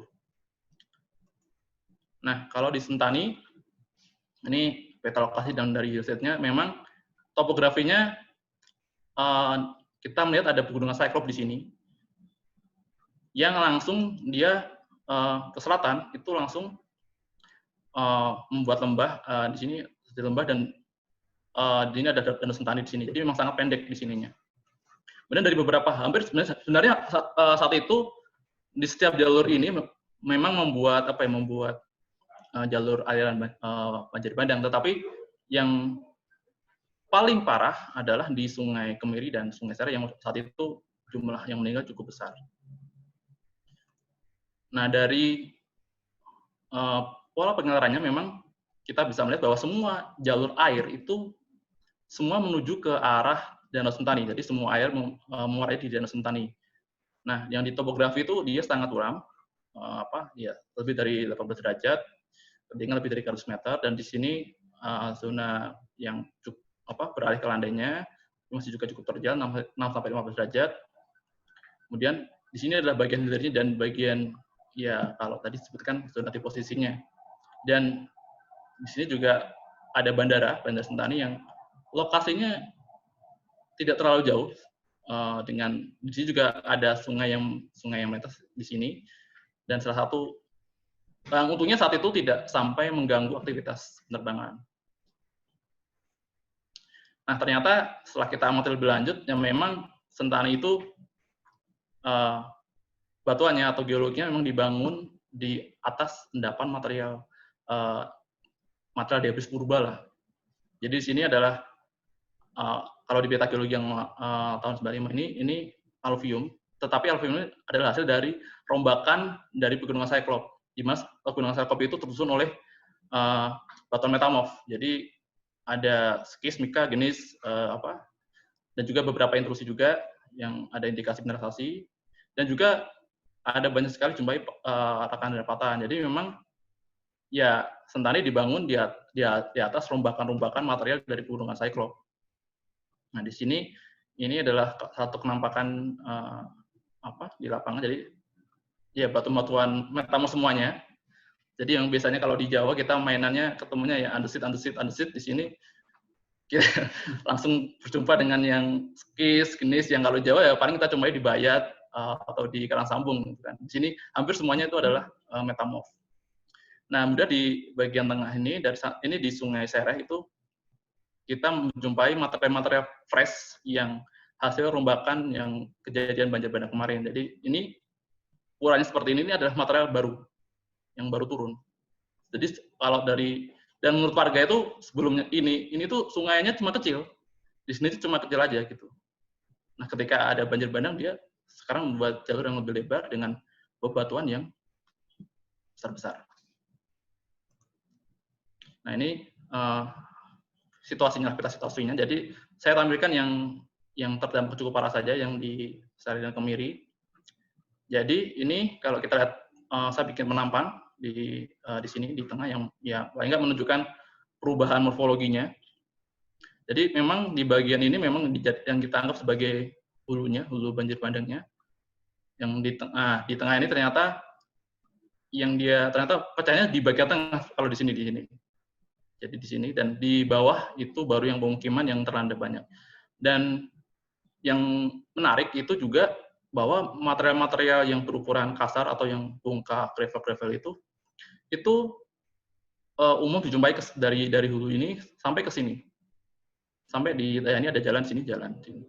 Semakin ke bawah di lapangan kita tidak menjumpai batuan yang besar-besar. Jadi di sini tuh lebih banyak lumpur saja. Jadi airan yang di sini itu perumahan-perumahan yang ada justru menjadi barrier dari material-material yang berukuran kasar. Contoh seperti yang ada di gambar ini adalah sebuah gereja yang tertimbun. Ini mungkin setengah sampai 1 meter dia menutup bagian depan gereja ini. Jadi ternyata airannya itu cukup beragam. Jadi di bagian hilir ya kita temukan cuma lumpur-lumpur saja dan mungkin beberapa yang berukuran lebih halus. Nah, kemudian kita juga menemukan penampakan bukti-bukti endapan yang purbanya. Jadi kalau ini di rumah sakit daerah di Sentani, ini lokasinya dekat juga dengan sungai. Nah, di situ juga, jadi dia dibangun juga dekat dengan bongkah-bongkah material yang masa lampau. Nah, di bagian bawah ini di Sungai Kemberi kalau nggak salah, ini terlihat yang berwarna lebih gelap, ini adalah material-material endapan yang lama, sedangkan yang di sini adalah material yang baru. Jadi ya memang Sentani ini dibangun memang di atas material banjir bandang yang berubah. Nah, kemudian ini kenampakan di Sungai Sereh. Jadi ini saya tampilkan kenampakan dari atas dari drone, kemudian dibandingkan dengan tampak dari depan. Jadi memang terlihat bagaimana bagian hulunya dia longsor, kemudian di bagian bawah dia di sini terlihat beberapa saat itu juga sepertinya menutup jalur air dan menjadi banjir bandang yang karena terpecah material yang dam yang terpecah dan alami yang terpecah. Dan di sini kita lihat perubahannya juga bagaimana kipasnya itu morfologinya terbentuk seperti ini. Nah, yang unik juga ini sebenarnya aliran utama aslinya di sini sungai yang ini adalah di sini atau di sini. Nah, ini kita lihat di sini yang warna biru ini. Tapi di lapangan ketika dia material awal mengalir ternyata menutupi jalur ini. Jadi malah justru dia berbelok ke arah kiri. Seperti ini. Nah, di sini memang ada 2 sungai ya. Jadi bukan satu segmen tapi ada 2 sungai di Sereh ini. Di sini ada bagian yang cukup tinggi yang terpisahkan. Jadi satu ke arah kiri, satu arah kanan. Nah, sama di sini juga jadi kalau dari hasil pengamatan drone ya. Jadi zona landaan ini sebenarnya hanya yang teramati menggunakan drone. Jadi ya ukuran-ukuran yang masih teramati lah. Jadi sebenarnya ya kalau dari material flow-nya ya sampai ke bawah sampai ke Danau Sentani. Dan Danau Sentani pada saat terjadi banjir bandang itu juga permukaannya juga ikut naik. Jadi ketika danau naik, permukaan naik, dan sini juga ada tambahan input, jadi menumpuk di tengah. Jadi kenapa saat itu juga suasana kondisinya juga cukup parah. Nah, untuk yang Sentani ini kami mencoba membuat simulasi di Kali Sereh, karena saat itu kenapa kami melakukan ini? Jadi dasarnya saat itu sebenarnya ada informasi dari masyarakat yang khawatir karena ada info kalau di hulu Sungai Sereh itu masih ada longsor yang ada gitu, atau kalau istilah kita ya movable material tadi, material yang masih belum mengalir tadi, gitu kan. Nah, ya kita cobalah meskipun ya dengan data yang ya apa adanya dengan Demnas, kemudian Demnas yang sebelum kejadian malahan ya kita coba masukkan dengan parameter yang dulu pernah kita buat, ya kan. Kita coba masukkan terapan di sini, gitu. Harapannya kita ingin tahu landaannya sejauh mana sih, dan juga pengaruhnya juga terhadap bandara, karena bandara itu yang Sentani itu kalau dilihat dari atas itu jalur Sungai Seraya ini menuju ke sana. Jadi apakah alirannya kira-kira berdampak secara langsung atau tidak ke arah bandara itu? Jadi kira-kira seperti ini. Sangat tipikal sekali dari sebuah debris. Seperti origin tadi ada inisiasi, di sini pola airannya, kemudian dia berkembang menjadi kipas aluvial di bagian bawah, di bagian hilir. Nah, ini kira-kira hasil simulasinya. Nah, hasil simulasinya kita coba overlaykan dengan hasil yang kita petakan menggunakan drone. Harapannya adalah sekiranya dari yang drone tadi bisa sedikit memvalidasi dari hasil model yang dilakukan. Nah, memang terlihat hasil modelnya memang ada tiga volume di situ yang kita coba dari 500 sampai 1 juta. Yang ya boleh dibilang overestimate hasilnya. Overestimate dan ini juga karena pengaruh dam juga, pengaruh dam yang kita lakukan, jadi dia melompat. Hasil simulasinya dia melompat ke sini. Padahal kalau tadi kita lihat ya dia nggak melompat kalau di hasil dari drone-nya itu. Tetapi jika kita amati lebih seksama ya zona yang real ini atau yang dari drone itu setidaknya dia masih berada di jangkauan yang sama di sini. Jadi ya masih bisa dipakai lah, meskipun ya kalau dari pandangannya dan volumenya sedikit overestimate. Kemudian kita bandingkan ke pengaruhnya terhadap bandara, ternyata masih cukup jauh lah, masih ada sekitar 1 kilo 2 kilo kalau dari hasil pemodelan. Tetapi dengan catatan bahwa seperti tadi yang dari drone juga saya sebutkan bahwa ini adalah material-material yang ukurannya masih terlihat, masih besar-besar atau masih ya pasir sampai mungkin bongkah. Sedangkan material halusnya atau lumpurnya itu ya sampai ke bawah gitu. Jadi saat itu kami berani mengatakan rekomendasi bahwa ya kalaupun terjadi lagi material ukuran kasarnya tidak akan sampai bandara. Kalaupun sampai bandara itu pun jatuh-jatuhnya adalah material yang halus-halus atau yang lumpur. Dan memang di lapangan saat kami sampai ke sana memang lumpurnya itu ada beberapa di beberapa titik, tapi itu tidak mengganggu aktivitas bandara, mengganggu aktivitas bandara sama sekali.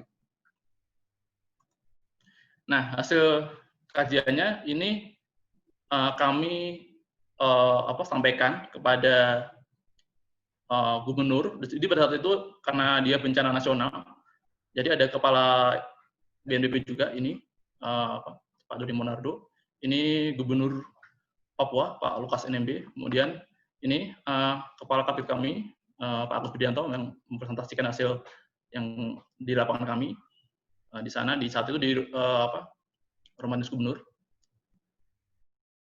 Gubernur kami juga melakukan menyampaikan hasilnya juga kepada Bupati Sentani, bagaimana kira-kira apa yang kami lihat, apa yang kami lakukan, dan hasil yang kami dapat kami sampaikan kepada beliau agar sekiranya bisa menjadi dasar atau bagaimana aparat pemerintah daerah membuat kebijakan terkait bencana yang terjadi. Kemudian selain ke instansi pemerintah, kami juga ikut dalam menyampaikan masyarakat adat Sentani. Jadi ini beliau adalah kepala adat di sana. Jadi kami menyampaikan, ini beliau juga yang melaporkan kalau di bagian hulu Kali Sereh itu masih ada longsor-longsor yang berpotensi terjadi banjir, dan salah satu yang menyebabkan kami sampai di Sentani juga. Kami sampaikan ke beliau bagaimana, dan ke lapangan juga didampingi dengan mereka, jadi aman, terkendali sampai ke bagian hampir ke hulu, dan sehingga kami juga bisa menerbangkan drone dan mendapatkan hasil yang cukup banyak dari hasil Kali Sereh. Jadi dari simulasi ini atau dari yang menggunakan RAMS ini, simulasi debris flow itu dapat dimanfaatkan. Yang pertama adalah untuk simulasi bencana. Jadi kita bisa hanya mungkin dengan dam saja, dengan parameter yang bisa kita estimasi dengan pendekatan dari mungkin literatur atau mungkin dari tensi yang lain, kita bisa membuat berbagai set skenario model dari yang pekat, dari material yang debris flow yang pekat sampai debris flow yang sangat-sangat encer. Kemudian Hasil simulasi juga bisa kita aplikasikan untuk asesmen zona aliran bahan rombak seperti yang pernah kami lakukan. Kita coba melihat, membandingkan dengan peta-peta aliran bahan rombakan yang ada, signifikan atau tidak, seperti apa pengaruhnya, dan lain-lain.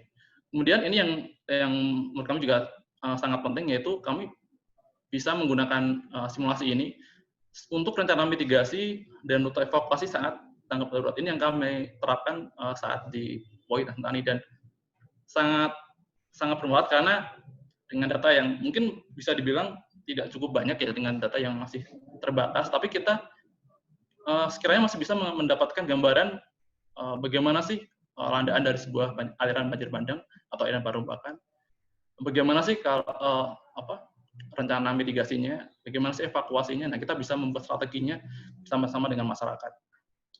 Kemudian kekurangannya, hasil model mungkin seperti hasil model dengan menggunakan perangkat lunak yang lain juga perlu validasi lanjutan dan juga perlu expert judgment, karena ya namanya model kan tanpa kita sendiri kan yang menentukan skenario-nya, kan skenario seperti apa yang ingin kita modelkan. Tadi ya kalau kita modelkan asal-asalan tanpa dengan skenario yang dengan dasar yang sesuai dia itu ya kurang bagus gitu kan. Kemudian untuk ROM sendiri itu kurang cocok untuk dipakai untuk debris flow yang kompleks. Maksudnya di sini untuk debris flow dengan multiple kanal. Jadi misalkan aliran dari beberapa sungai misalkan. Contoh seperti mungkin yang di Bogor atau Lebak kemarin. Jadi banyak sungai, kita simulasikan yang sama, itu hasilnya kurang bagus. Justru bagus kalau dia satu segmen. Dan yang terakhir, kekurangan juga adalah ya pemodelan ini sangat bergantung dengan resolusi DEM. Semakin bagus resolusinya ya semakin detail, semakin kasar, dia juga akan semakin jelek hasilnya. Tetapi semakin detail pun juga belum berarti bagus. Kenapa? Karena ketika resolusinya semakin tinggi, maka waktu proses itunya juga akan semakin lama. Oke, mungkin saja sekian dari saya. Mohon maaf bila ada tutur kata atau presentasi yang kurang salah atau kurang memuaskan. Semoga bermanfaat bagi kita semua. Terima kasih. Saya kembalikan kepada moderator. Ya, terima kasih Pak Yohandi. Sangat bagus sekali presentasinya. Jadi selanjutnya saya buka sesi pertanyaan untuk paparan kedua ini. Dibuka oleh pertanyaan dari Pak Ferat Puturuhu.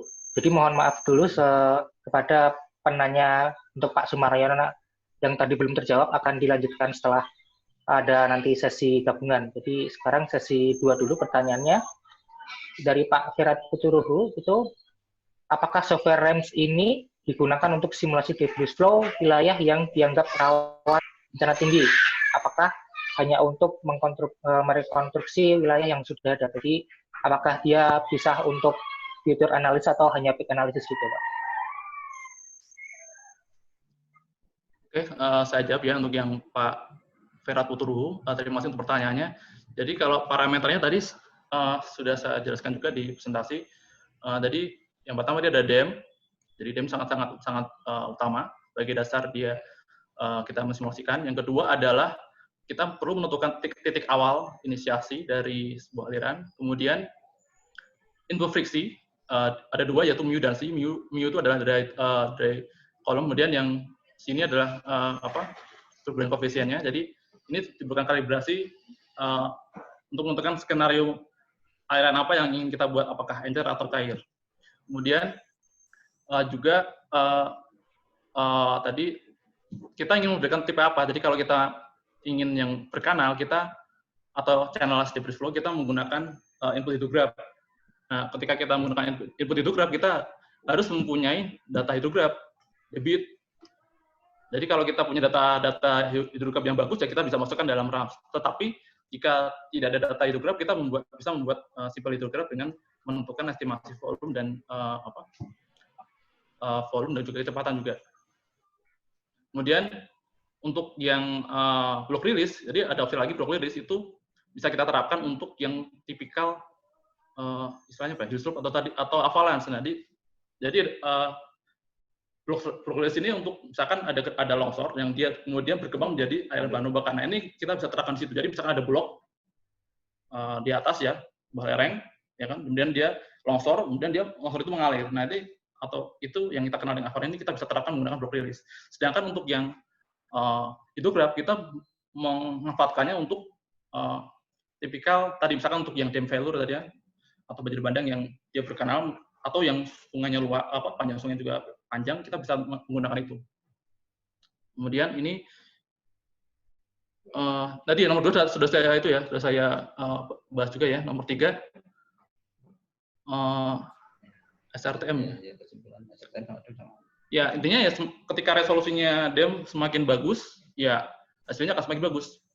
Kalau sekarang kan kita punya Demnas ya, Demnas itu resolusi sekitar 10 meter. 8 sampai 10 meter lah. Nah, itu cukup memuaskan lah, cukup bisa digunakan. Tetapi jika misalkan kita punya drone sendiri ya, punya drone kita mapping sendiri menggunakan GCP, menggunakan ya standar yang berlaku, didapatkan dam ya kita bisa pakai itu dengan resolusi yang lebih bagus. Tapi catatan juga bahwa resolusi yang bagus artinya apa? Artinya waktunya prosesnya juga akan semakin lama. Jadi kalau misalnya kita pas dibutuhkan cepat, contoh misalkan kami di saat TD ya, itu kurang cocok karena akan lama sekali. Jadi kembali ke kebutuhan kita. Maksudnya kita ingin apa? Kalau memang ingin kajian yang lebih detail, lebih satu segmen sungai yang detail ya resolusi akan semakin bagus. Kemudian debris avalanche di Ambon di WLA. Saya juga bisa nambahin. Itu terbentuk lanjutan dulu. Oke, jadi ini apa ya? Ada dam failure ya di WLA ya di Ambon. Untuk kejadian berulang, apakah RAM bisa digunakan untuk mengendalikan? Ya, mungkin bisa tambahin oleh Pak Mariono. Kalau yang di WLA ini otomatis kita harus memetakan volumenya dulu, volume yang karena pada saat itu 2013 pernah terjadi debris kan, landslide damnya itu terjadi debris itu. Waktu itu nggak kuat menahan debit yang ada. Waktu itu sempat mau dijadikan tempat wisata kalau nggak salah, saya ingat ini yang di WLA ini kemudian terjadi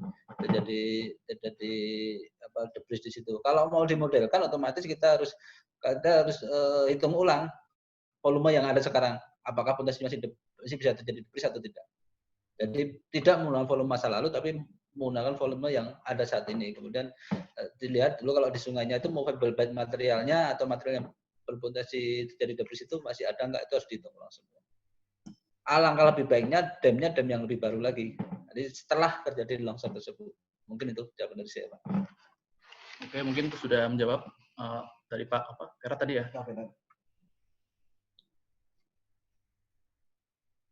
Baik, selanjutnya pertanyaan dari Ben Ihsan ini.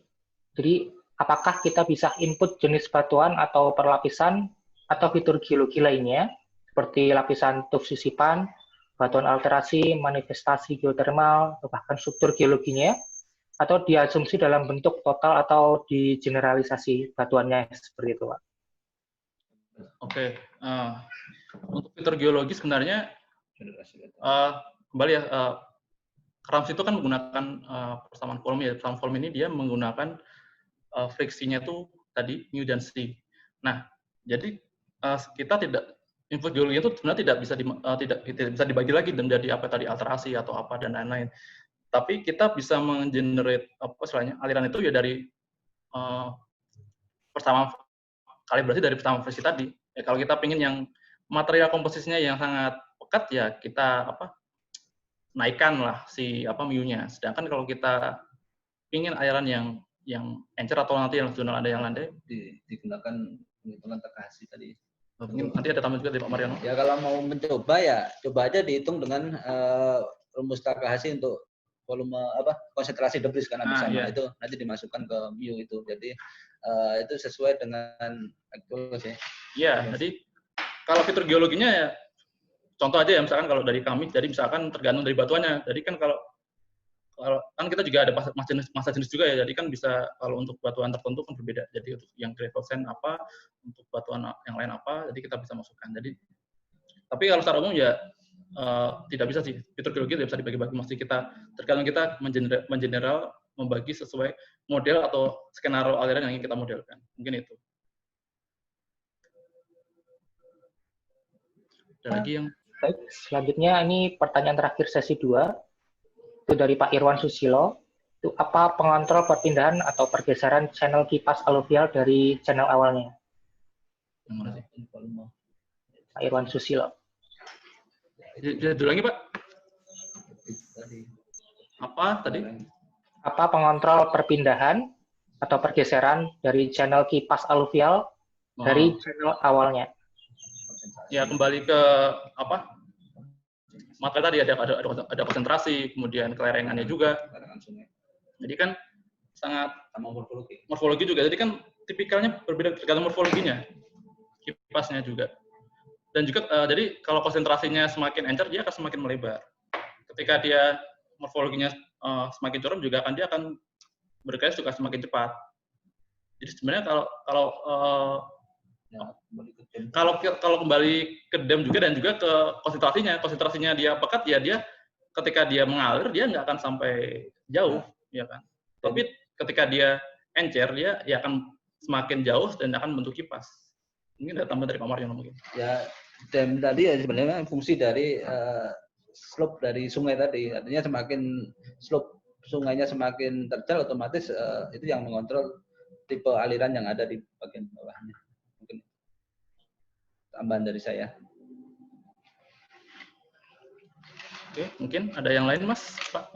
Baik, dari setelah 2 sesi tadi pertanyaan, kita buka sesi gabungan, jadi nanti boleh menyangkut dari sesi pertama tadi mengenai debris flow modeling dengan Kanako, dan yang kedua debris flow dengan RAMS.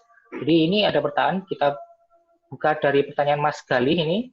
Jadi apakah software itu bisa mengakomodir debris flow yang keterjadiannya lebih dari sekali? Seperti contohnya itu mekanisme retrogressive atau advancing, seperti itu, Pak. Ya, kalau ini ya, kalau sepengetahuan saya ya, kalau RAMS itu ya masih single flow sih, masih dia. Jadi kita hanya membuat skenario dari single set satu aliran, jadi bukan dari beberapa kali aliran. Kemarin mencoba yang di Bogor itu kan ya, mencoba dari berbagai sumber kan, yang di Bogor apa Lebak ya? Dua-duanya itu kan di Bogor Lebak itu kan ada kayak matflow tapi sumbernya dari beberapa sungai. Nah, itu hasilnya kurang bagus. Jadi kami harus menganalisisnya per single sungai. Sebenarnya ada juga software yang lain, Laharsi ya Mas ya. Yeah. Laharsi itu bisa semuanya. Sekarang yang versi baru, cuma parameter materialnya kita nggak bisa ngubah-ngubah. Laharsi itu ada software juga. Laharsi untuk matflow itu yang untuk simulasi lahar. Cuma sayangnya kita nggak bisa ngubah parameternya, udah di given itu dari USGS itu. Menambah juga untuk jadi kenapa RAMS itu, kenapa saya mengatakan kurang untuk yang kompleks itu, selain hasil yang kurang memuaskan juga adalah sebenarnya RAMS itu kalau yang pakai itu kan hidrograf itu kan satu segmen sungai ya, kan tidak bisa diaplikasikan ke banyak sungai gitu kan. Itu jadi kurang pas. Di RAMS itu dia bisa membuat titik-titik dan kita bisa dia mengalirkan dengan volume tertentu, tapi kan hidrografnya ya kalau diseragamkan ya bisa aja sih dipaksakan, tetapi ya tadi hasilnya juga kurang bagus. Dan yang kedua adalah waktunya ketika kita memproses segmen sungai itu secara bersama itu sangat lama. Saya pernah 1 hari itu nggak selesai dan akhirnya ada error gitu kan. Pernah saya coba itu, saya ngulik-ngulik aplikasinya, itu hasilnya itu error dan ya ada yang berhasil tapi hasilnya kurang bagus. Jadi kurang baik jika kita memaksakan segmen sungai itu secara bersama. Tapi kalau kita segmen mungkin hanya untuk mencari landaan atau apanya, itu sangat baik sekali. Baik, selanjutnya pertanyaan dari Bu Sarah. Jadi dengan diketahuinya zona rawan debris flow dari hasil pemodelan, apakah bagaimana upaya early warning-nya? Seperti itu. Kalau early warning-nya ya, sejauh ini yang bisa kami lakukan, kami seperti yang dilakukan di POI ya, kami sebatas memberikan hasil kajian kami, peta-peta kami, yang ya paling nggak tuh bisa memberikan gambaran peta bahayanya kalau ada itu materi itu turun. Nah, yang bisa kami lakukan ya sosialisasikan hasil itu dan bagaimana membuat skenario mitigasinya, ya kan. Sedangkan untuk early warning-nya kami tidak terlibat terlalu jauh di sana sih. Nah, ya kami saya tambahin ya, pusat program ini belum melakukan untuk early warning yang debris ini belum melakukan. Mungkin teman-teman dari Balai Sabu mungkin. Kalau di Jepang biasanya yang channel itu dikasih di samping dikasih dam juga kadang ada yang model pakai sensor untuk melihat waktu kira-kira sampai ke bagian hilir itu sampai deposition itu kapan. Jadi ada sensor yang melintang sungai itu untuk sama kamera untuk memantau atau melakukan early warning di sini. Tapi secara khusus untuk Badan Geologi belum melakukan early warning untuk debris di arah sana. Mungkin teman-teman dari Balai Sabu karena yang di Bawah Kareng itu udah ada early warning-nya juga. Di Bawah Kareng ada early warning pemantauan baik melibatkan masyarakat lokal maupun dengan alat. Oke, ada lagi mungkin? Baik, pertanyaan terakhir mungkin ini dari John Cobbs ini. Jadi apakah ada zona kerentanan bahaya hasil debris flow di daerah pesisir Gampingan?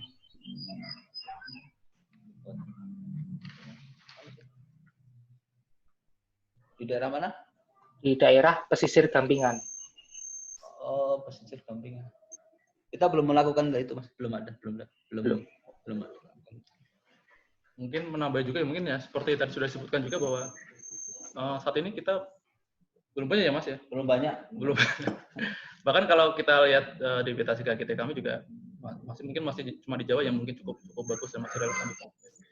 Makanya nih sebenarnya RAMS ini atau perangkat lunak yang lain yang itu juga sangat bermanfaat untuk mencoba-coba sih. Karena memang kita ya selain keterbatasan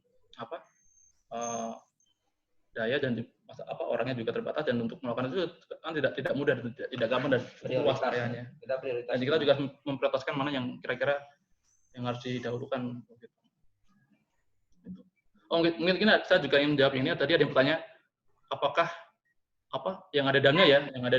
Tadi ada simulasi di dalamnya. Tapi sebenarnya kalau di RAMS kita bisa menambahkan dam di dam kita.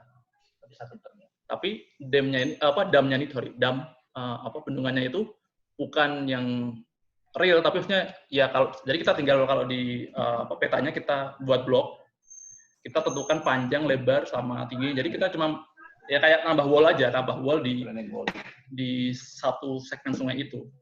Jadi ya paling nggak itu bisa menambah skenario lah kalau memang kita ada bertemu menggunakan dam. Dan waktu di Sambelnya juga saya masukkan dam-dam itu juga sesuai dengan di lapangan. Meskipun juga saya panjang lebarnya berapa dan bolanya di situ aja sih. Itu aja. Baik, terima kasih. Jadi mungkin saya tutup sesi pertanyaan gabungan ini. Jadi terima kasih kepada narasumber kami. Sangat menarik sekali, modelingnya sangat advance menggunakan perangkat lunak Hanako dan RAMS-nya untuk memodelkan aliran bahan rombakan. Jadi nanti untuk pertanyaan-pertanyaan yang belum terjawab, kami mohon maaf karena keterbatasan waktu. Jadi nanti bisa kontak langsung dengan narasumber kami atau bisa lewat media sosial kami untuk menjawabnya. Dan juga ada pertanyaan lanjutan nanti bisa diberikan di media sosial kami atau langsung ke narasumber kami. Jadi materi ini nanti akan kami share di media sosial kami, di media sosial MGTI IAGI, bisa lewat nanti via Facebook ataupun via Twitter. Jadi nanti link materi, kemudian ada videonya yang sudah kita perbagus, kita permak, akan kita upload di media sosial kami. Jadi setelah MGTI Talk Series 3 ini akan ada MGTI Talk Series lanjutannya yang keempat, itu Jumat 22 Mei, itu waktunya lebih sore, mau buka puasa, ngabuburit jam 2 sampai jam 4. siang. Kemudian judulnya akan menyusul nanti, jadi topiknya akan gak kalah menarik dengan debrief flow ini.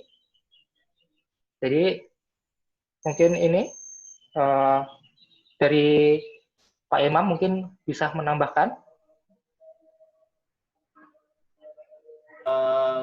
Terima kasih Mas Indra dan juga Bapak Ibu, teman-teman semuanya yang masih bersabar hingga menjelang jam 12 ini gitu ya.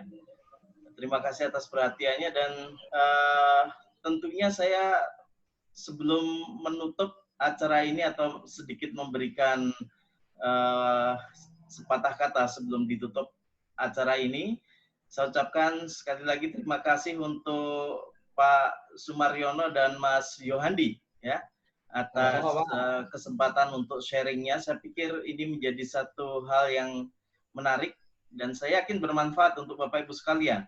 Saya seringkali mengatakan bahwa the bridge flow itu the most gravity killers gitu ya, karena kurbannya yang cukup banyak selama ini. Rekor yang paling banyak kalau nggak salah masih di Banjarnegara ya Pak Sumaryono ya, kecuali kombinasi antara gempa dan the bridge flow yang ada waktu itu di Pariaman 2009 ya. Nah ini kurang lebih 300-an korban, sehingga jumlah korban yang banyak ini kalau Bapak Ibu sekalian mencermati lagi itu banyak dihasilkan oleh mekanisme the bridge flow ini. Saya senang, saya juga mendalami mengenai ini dan bekerja sama tentunya dengan teman-teman PVMBG Pak Sumaryono. Nah, silakan Bapak Ibu sekalian nanti bisa bergabung dalam kelompok yang lebih kecil untuk lebih bisa mendalami lagi, karena ini permasalahan di Indonesia yang masih cukup pelik juga saya pikir. Dan juga bisa berkombinasi dengan teman-teman yang ada di Sabu maupun mekanisme yang hampir sama dengan proses-proses laharik, terutama untuk lahar-lahar dingin atau lahar hujan. Saya pikir itu, dan tadi Indra juga sudah mengemukakan bahwa insya Allah Jumat nanti, judulnya masih disimpan dulu, tetapi boleh saya buka di sini. Mudah-mudahan tadi ada Bu Sarah kalau nggak salah berkenan untuk sharing di hari Jumat mengenai land subsidence. Waktu itu kita pernah mengadakan pertemuan land subsidence dalam konteks yang kecil, tapi dengan sharing seperti ini saya harapkan lebih luas lagi teman-teman dari Aceh, dari Sabang sampai Merauke lah katakanlah, bisa ikut dengan baik. Saya appreciate tadi hampir 150 peserta atau bahkan lebih mungkin ya, setengah dari yang mendaftar ada 300 gitu. Itu konsisten dan sekarang pun jumlahnya masih di atas 100. Satu prestasi yang perlu saya banggakan di acara-acara online-nya MGTI. Teman-teman Bapak Ibu sekalian masih konsisten untuk mengikuti sampai selesai. Sekali lagi terima kasih. Kita ketemu lagi insya Allah di acara berikutnya. Dan waktu saya kembalikan ke Mas Indra atau tim sekretariat, silakan. Barangkali masih ada pengumuman. Sebelum kita tutup, mungkin kita nyalakan semua videonya dulu dari peserta. Kita lihat kebersamaan dari webinar ini. Jadi akan kita abadikan semua pesertanya. Jadi mohon tunggu sebentar sambil saya abadikan.